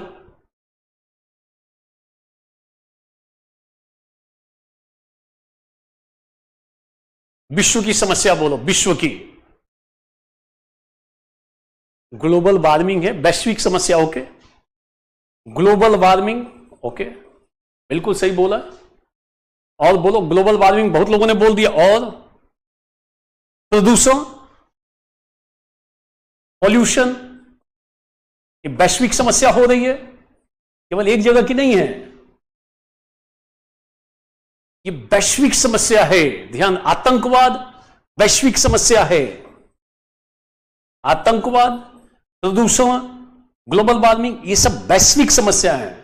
ये ऊंच नीच और जाति भेद ये भारत की समस्या है, पूरे विश्व की समस्या नहीं है। ग्लोबल वार्मिंग आप दिखा सकते हो, बिल्कुल सही। ये सारी समस्याएं, कुछ समस्याएं विश्व झेल रहा है। और ये बोलो, ये जो इतनी समस्याएं हैं, ध्यान देना, ये वैश्विक समस्याएं हैं।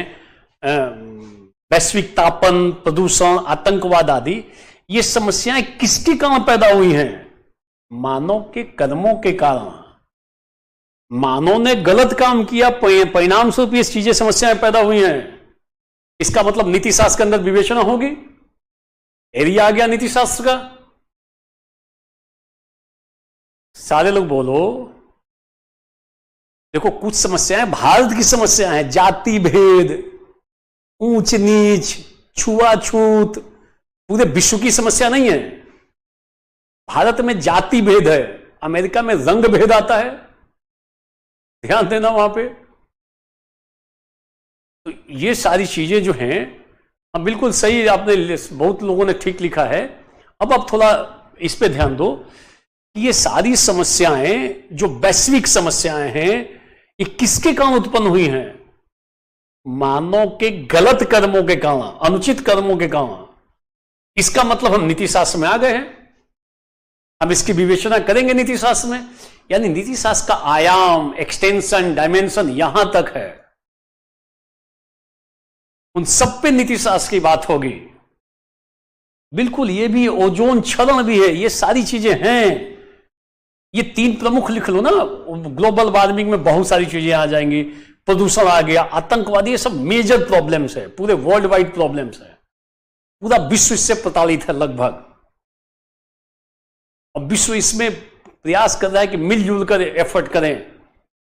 ये एक देश के बस की बात नहीं है कि अमेरिका अकेले अकेले सबको कंट्रोल कर लेगा। सब मिलेंगे तब ये कंट्रोल होगा। तो सामूहिक प्रयास हो रहा है विश्व में, और ये मानव के कर्मों के कारण हुआ है। यानी इथिक्स का विस्तार वहां तक चला गया।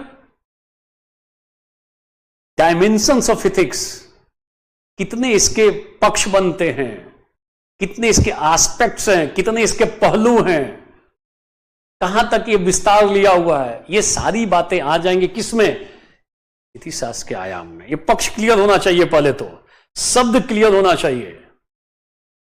तो देखो, मानव के कर्म के कारण ये समस्याएं पैदा हुई हैं। बोलो, तो हम इन समस्याओं का कैसा समाधान ढूंढ रहे हैं? नैतिक समाधान। इथिक्स में हम कैसा समाधान ढूंढेंगे? सारे लोग बोलो। We are trying to find ethical solutions of such kind of problems which are originated due to misdeeds of human beings. ये हमारे गलत कर्मों के कारण उत्पन्न हुई हैं। पूरा विश्व इससे प्रभावित है। Now we are trying to find ethical solution. Ethical solutions का मतलब क्या करना चाहिए और क्या नहीं करना चाहिए, ये ध्यान देना। कोरोना भी था ना, था, खत्म हो गया। अब अभी कोरोना लिखोगे, एक दौर में आया, विश्व को प्रताड़ित किया, चला गया। ये अभी भी हैं। और कोरोना जो है, कोरोना को लेकर अभी भी ये पूरी तरीके से स्पष्ट नहीं है कि कोरोना मैड मेड था कि नहीं था, कि ये मैन मेड है कि नहीं है, ये मानव निर्मित है कि नहीं है। चाइना कहता है मानव निर्मित नहीं है, हमने नहीं बनाया है, ये नेचुरल है, ये प्राकृतिक है। आक्षेप लगाया जाता, अमेरिका भी डाउट करता है, हम भी डाउट करते हैं। चाइना पीस ने बनाया था, मानव के द्वारा बनाया गया था कोरोना वायरस को। तो अगर मैन मेड है तो इथिक्स के भीतर आ गया मामला, क्योंकि मैन मेड हो रहा है। बोलो यस और नो। मगर चाइना अभी भी नहीं मानता है कि वुहान लैब में वो बनाया गया था, और जो यूनाइटेड नेशंस है वो भी इस पे स्टांप नहीं लगा रहा है कि ये बनाया ही गया है। अभी तक यूनाइटेड नेशंस ने स्पष्ट शब्दों में ये नहीं बोला है कि ये मैन मेड था, मानव निर्मित आपदा थी। तो मानव निर्मित आपदा हो गई तब तो चर्चा होने लगेगी कि आ जाओ भाई इथिक्स के भीतर आओ। अभी भी डिबेट चल रहा है कि प्राकृतिक आपदा है, क्योंकि वुहान लैब में उसने किसी को घुसने नहीं दिया चाइना ने, तो पता कैसे चलेगा? और चाइना इतनी चीजें छुप छुपा के करता है, पता भी लगाना मुश्किल काम है। अभी भी यह विवाद है कि वो प्राकृतिक आपदा थी कि मानव निर्मित आपदा थी। अगर मानव निर्मित है तो आ गए यहां पर। Is it clear? सारे लोग बोलो, सारे लोग बोलो, is it clear?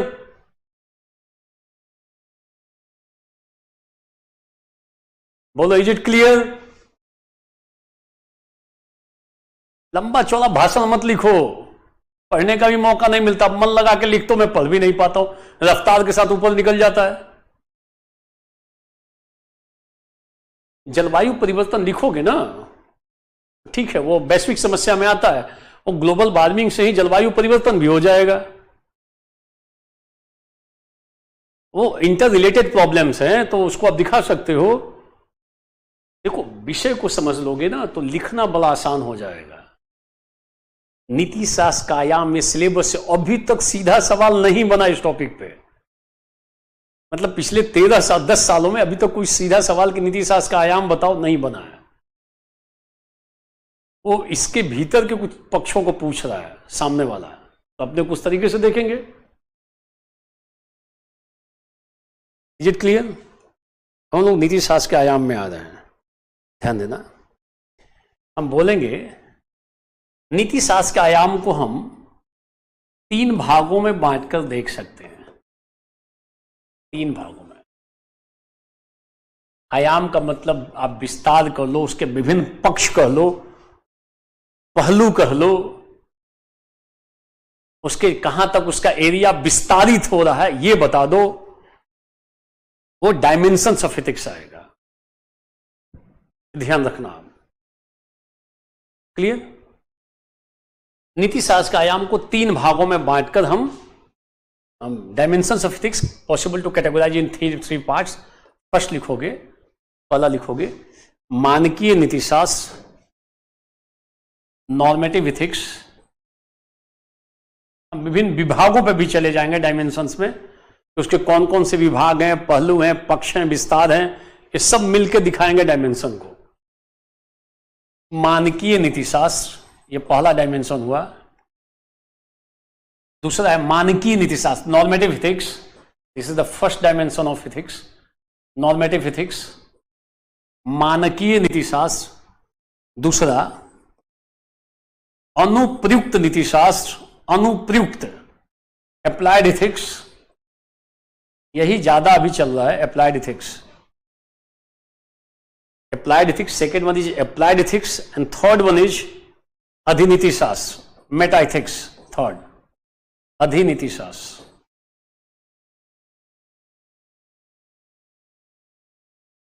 adhiniti shastra 3 इसके डायमेंशन को, इसके हम विस्तार को या इसके विभिन्न पक्षों या पहलुओं को हम 3 पार्ट्स में बांटकर दिखा सकते हैं। पहला है नॉर्मेटिव एथिक्स, दूसरा है अप्लाइड एथिक्स, और तीसरा है मेटा एथिक्स, अधिनीति शास्त्र।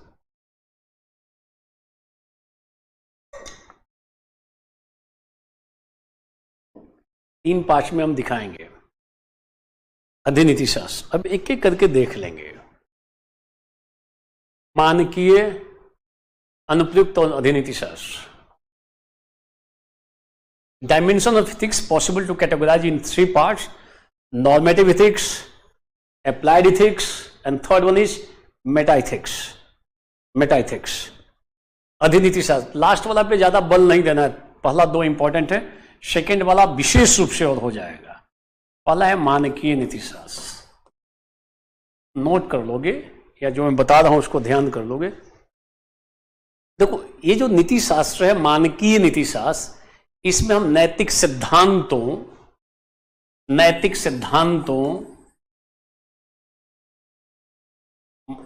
मापदंडों, मानकों नोट करोगे। इसमें नैतिक सिद्धांतों, मापदंडों, मानकों आदि की स्थापना की जाती है। आदि की स्थापना हम मानकीय नीति शास्त्र में नैतिक सिद्धांत बताते हैं, मोरल स्टैंडर्ड बताते हैं, नॉर्म्स बताते हैं कि स्थापना की जाती है, और इनके आधार पर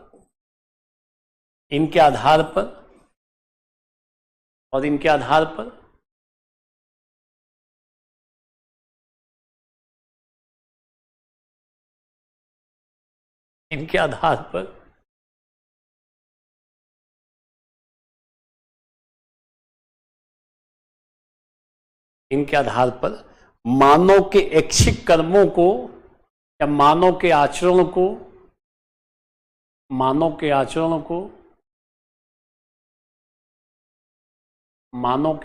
को उचित या अनुचित के रूप में, मानव के आचरणों को उचित या अनुचित के रूप में निर्धारित किया जाता है।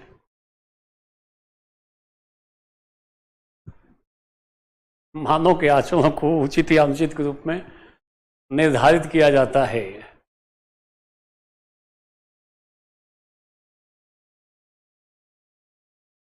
मानव के आचरण को उचित या अनुचित के रूप में निर्धारित किया जाता है। नोट कर लोगे। मानकीय नीति शास्त्र का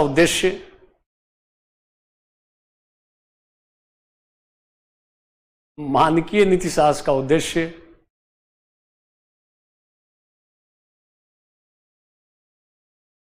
व्यक्तिगत हित, मानकीय नीति शास्त्र का उद्देश्य व्यक्तिगत हित और सामाजिक हित में, व्यक्तिगत हित और सामाजिक हित में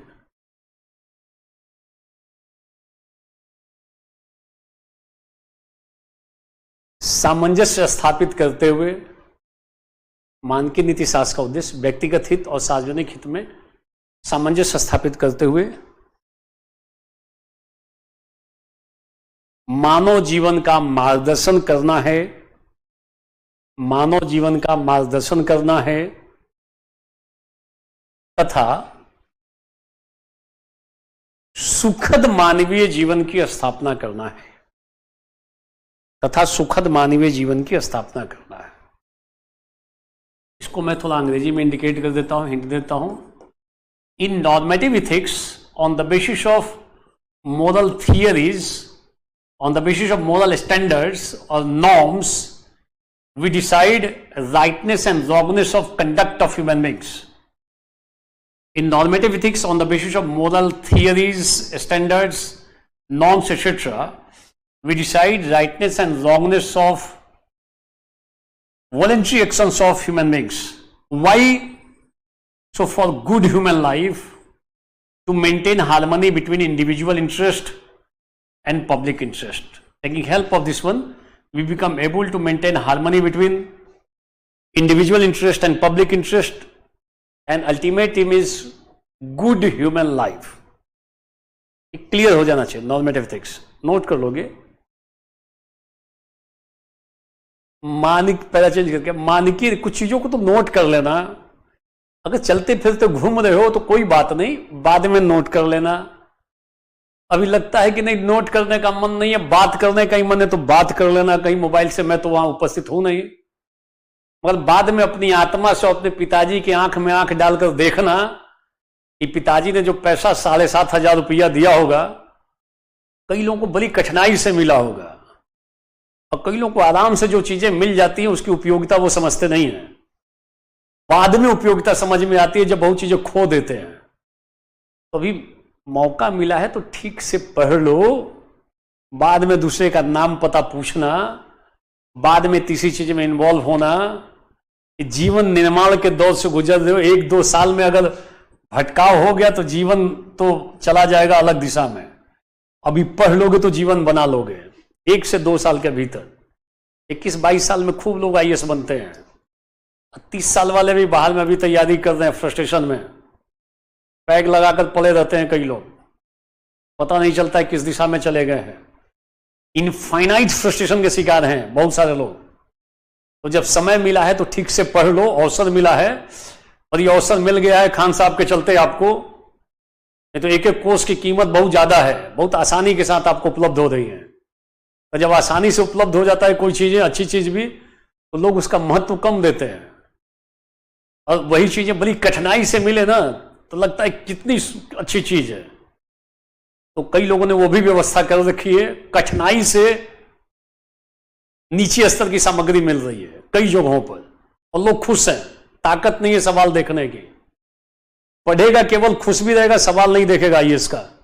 जिस दिन सवाल पूछोगे भागता हुआ नजर आएगा, भाग खड़ा होगा, कहेगा कि अभी मुझे मेंस नहीं देना, मैं सवाल क्यों देखूं। तो फिर उसको कभी नहीं देना होगा, आगे भी नहीं देगा जल्दी। नोट करोगे, नीति शास्त्र के 3, ये नॉर्मेटिव एथिक्स के 3 पक्ष हैं, या लिख सकते हो मानकीय नीति शास्त्र को हम 3 भागों में बांटकर देख सकते हैं। मानकीय नीति शास्त्र को हम 3 भागों में बांटकर देख सकते हैं।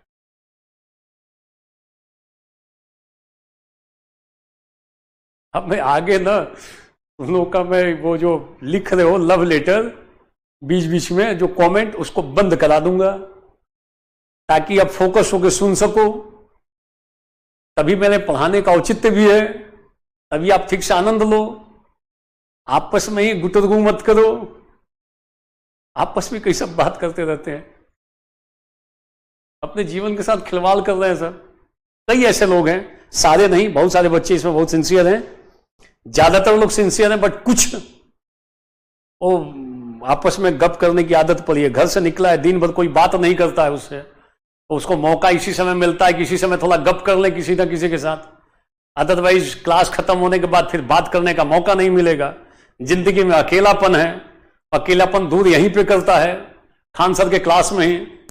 सोचता है किसी से बात तो हो जाए, कुछ भी बात हो जाए, तो अपना भीतर का जो गुबार है वो निकालता रहता है। भीतर से जो उसकी इमोशंस हावी हैं वो क्लास में ही निकालता है, लव लेटर लिख लिख के कि तुम कहां से हो, आपका स्वास्थ्य कैसा है, वेरी गुड, पूछते रहो। ठीक है, आगे चलते हैं। देखो, मानकीय नीति शास्त्र के 3 पार्ट्स हैं, 3 भागों में बांट कर देख सकते हैं। पहला, परिणामवादी नीति शास्त्र। परिणामवादी नीति शास्त्र, हमने कहा नीति शास्त्र के आयाम को 3 भागों में बांट कर देखेंगे, फर्स्ट, सेकेंड एंड थर्ड। हम पहले वाले को 3 भागों में बांटेंगे, परिणामवादी। मानकीय नीति शास्त्र को 3 भागों में बांट रहे हैं। परिणामवादी नीति शास्त्र नोट कर लोगे, इसमें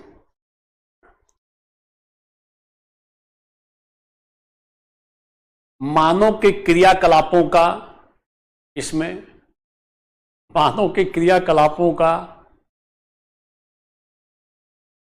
उचित या अनुचित के रूप में निर्धारण।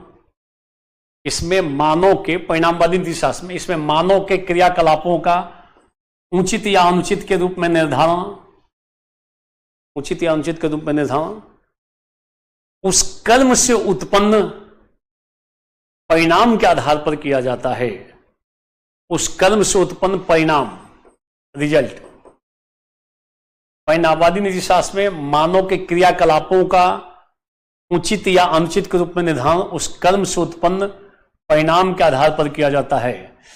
इसको हम बोलते हैं, परिणामवादी नीति शास्त्र को, रिजल्ट ओरिएंटेड मोरालिटी, और you can say consequentialist morality. Consequentialist, it means in consequentialist morality, on the basis of the result of an action we decide rightness and wrongness of that deed. On the basis of the consequence of the action, rightness and wrongness of that action is decided. This one is known as consequentialist morality, or you can say teleological morality, और you can से result oriented morality. Hindi में एक शब्द इस्तेमाल कर लो, परिणामवादी नीतिशास्त्र। कोई कर्म करते हो वह उचित है कि अनुचित है, इसका निर्धारण उस कर्म से उत्पन्न परिणाम के आधार पर किया जाएगा, कंसिक्वेंस के आधार पर। On the basis of the consequence of an action rightness and wrongness is decided. ये परिणामवादी नीतिशास्त्र है। क्लियर? सारे लोग बोलो क्लियर। बोलो इज इट क्लियर? बोलो ये पार्ट क्लियर, परिणामवादी नीतिशास्त्र। एक बात बोल लो, कर्म सही है कि बुरा है परिणाम ही निर्धारित करेगा। Is it clear? एक बात बोल लो सारे लोग। और देखो, जब क्लास में बैठो, आप सारे लोगों से एक मैं बता देता हूं, आप में से सारे लोग यंग हो एकदम, और आगे का जो आपका 2-3 साल है ना, इसमें या तो जीवन को बना लोगे या जीवन को गलत दिशा दे दोगे। अगर आपने आगे का 1 साल या 2 साल या 3 साल ठीक से दे लिया ना, थोड़ा मन से पढ़ लिया, मन लगाकर पढ़ लिया, आगे का जो आपका 50-60 साल है या 70 साल जो आपकी शेष अवस्था है, मान लो 60-70 साल और कह लो, आप में से अधिकांश लोग अराउंड 20 के आसपास हैं, कुछ लोग 22-24 भी हैं, और कुछ लोग वरिष्ठ लोग हैं जो इस साल मेंस दे रहे हैं, वो लोग भी हैं इसमें, क्योंकि उन लोगों को भी परमिशन दिया गया कि आप कर लें इसमें, जो इस साल ही मेंस देने जा रहे हैं। वैसे लोग भी हैं इसमें, ध्यान रखना आप, सारे लोग न्यू कमर ही नहीं है। कुछ लोग ऐसे हैं जो मेंस दे रहे हैं इस बार, 23 में मेंस देंगे। तो आपका अभी का जो समय है ना, बड़ा कीमती समय है। इस समय में अगर सदुपयोग कर लोगे तो आगे का 60 साल भले ही अच्छा जीवन जियोगे, क्वालिटी बहुत अच्छी होगी। और ये अगर आगे का 2-3 साल अगर आपने खराब कर लिया ना, आगे का 50-60 साल तक हमेशा अफसोस होगा कि मौका मिला था पढ़ने के लिए, आसानी से पढ़ने का मौका मिल गया था। नहीं तो जो ये टीम बनी हुई है, इसमें एक-एक लोगों का चार्ज, एक-एक लोगों की फीस जो है ना, इससे 3 गुना और 2 गुना है, जो अभी पूरे ग्रुप का जो चार्ज रखा गया है। ये ध्यान रखना, आसान नहीं था पढ़ना, सबके बस की बात नहीं थी। तो ऐसा एफर्ट किया गया है, चूंकि वॉल्यूम बहुत बड़ा है इसलिए आसानी हो गई है। तो आपको अवसर मिला है पढ़ने का, तो उसका सदुपयोग करो। और जब पढ़ो तो आइए इसका जाकर सवाल देखो घंटों, कि हां सवाल बन रहा है, भीतर से यह भाव जागृत हो कि मैं भी आईएएस बन सकता हूं। ऐसा प्रयास करो। आए हो तो अनाप शनाप क्यों उलझ रहे हो? कुछ लोग इसमें आपस में चैटिंग करने लगते हैं। चैटिंग करना है, बाद में पार्क में जाकर बैठ के चैटिंग कर लो साक्षात रूप से। वर्बल क्यों कर रहे हो? चैटिंग करना है, पहले चैटिंग ही जाके कर लो, बाद में आईएएस की तैयारी करना। अगर आईएएस की तैयारी कर रहे हो तो मनोयोग से करो, तब तो फाइट में रहोगे, तब तो बन जाओगे। बहुत सारे लोग रहे हैं। गोविंद जायसवाल रिक्शा चालक का बेटा, अब पहले अटेम्प्ट में आईएएस, सीधे सीधे आईएएस, 44वां 45वां पोजीशन था। बनारस के रहने वाले, कौन सी पृष्ठभूमि थी? केवल आग था भीतर से, आईएएस बनना है। दिल्ली में अकेला मैं फोटो छापता हूं गोविंद जायसवाल का, रिक्शा चालक का बेटा बना कलेक्टर, कई जगह आर्टिकल छपा। तो ऐसे लोग भी तो हुए हैं। दिल्ली के झुग्गी नंबर 208 से निकले हरिश्चंद्र, 208 नंबर, झुग्गी नंबर 208 यहां पे ऑटोम लेन पे नजदीक में है। अभी नोएडा में डीसीपी के स्तर पे काम कर रहे हैं। झुग्गी झोपड़ी से ना कोई व्यक्ति निकला, मगर जब अवसर मिला, मौका मिला तो जम के पढ़ा केवल, और बन गए, जीवन बदल गया आज के डेट में। और नहीं पढ़ा होता अगर उस समय ठीक से, मजाक करता, कहीं और करता, छोटे छोटे कामों में संलिप्त होता, तो पूरे परिवार की दशा वही रह जाती। आज परिवार की दशा बदल गई, माता और पिता की दशा उन्होंने बदल दी, केवल क्या करके? ठीक से पढ़ के। तो आपको अवसर मिला है, बढ़िया अवसर मिला है, तो छद्म चीजों से, संकीर्ण चीजों से ऊपर उठ जाओ, जम के पढ़ो। क्वेश्चन बैंक में दे रहा हूं, सवाल को देखो, बनना चाहिए। हमारे मैटर को पढ़ो, और जब सवाल आईएएस का बनने लगेगा ना, तो भीतर से आवाज आएगी कि अब तो मेरा होना तय है, अब तो मैं आईएएस का मेंस का सवाल लिख रहा हूं। ये आपको करना है, इसके लिए आपको मेहनत करना पड़ेगा। और ये छोटी छोटी संकीर्ण जो बातें हैं ना, छद्म, जो तात्कालिक सुख देती हैं, उससे ऊपर उठना पड़ेगा। तब तो अपने लाइफ को बनाओगे और अपने घर वालों के जीवन में थोड़ा खुशी का संचार करोगे, और नहीं तो घर वालों पे बोझ बन जाओगे। अभी तो पैसा दे रहे हैं ना, 4 साल के बाद जवाब भी मांगेंगे कि बेटा मैंने खान सर के पास तुमको भेजा था पढ़ने के लिए, इतना तो तुम्हारी अच्छी व्यवस्था कर दी थी, अब तुम कौन सी दिशा में हो? अब तुम्हें 2.5 लाख चाहिए क्या ब्रांडेड कोचिंग में जाने के लिए दिल्ली? फिर तो जाल में ही फंसोगे, ये दिमाग में डाल लेना। तो छद्म चीजों से ऊपर उठो, तात्कालिक क्षणिक चीजों से ऊपर उठो, पढ़ाई कर रहे हो ठीक से पढ़ लो, व्यर्थ में अपने समय को जाया मत करो। यह आपके लिए गोल्डन अपॉर्चुनिटी है, पढ़ोगे तो लाभ होगा। शेष पक्षों को हम लोग कल देखेंगे। Thank you.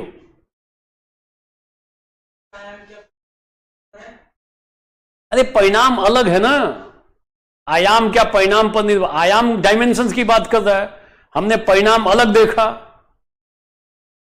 परिणाम किसी कर्म का परिणाम है, आयाम का संदर्भ अलग है। ठीक है, रूम पे अब विचार करो, मेरे पढ़ाने के बाद रूम पे कॉपी लेकर आधा घंटा 1 घंटा सोचो, हॉलीवुड और बॉलीवुड मत सोचो, और रील देखना बंद कर दो, तब तो आईएएस बन जाओगे। तो सुबह से शाम तक रील भगाते रहो, देखते रहो, और फिर थक कर के सो जाना, दिमाग में भर लेना वही रील, तो फिर तो कठिनाई होगी। दिमाग में डालो, संयम जरूरी है, और पढ़ते वक्त फोकस करके पढ़ लो। Thank you.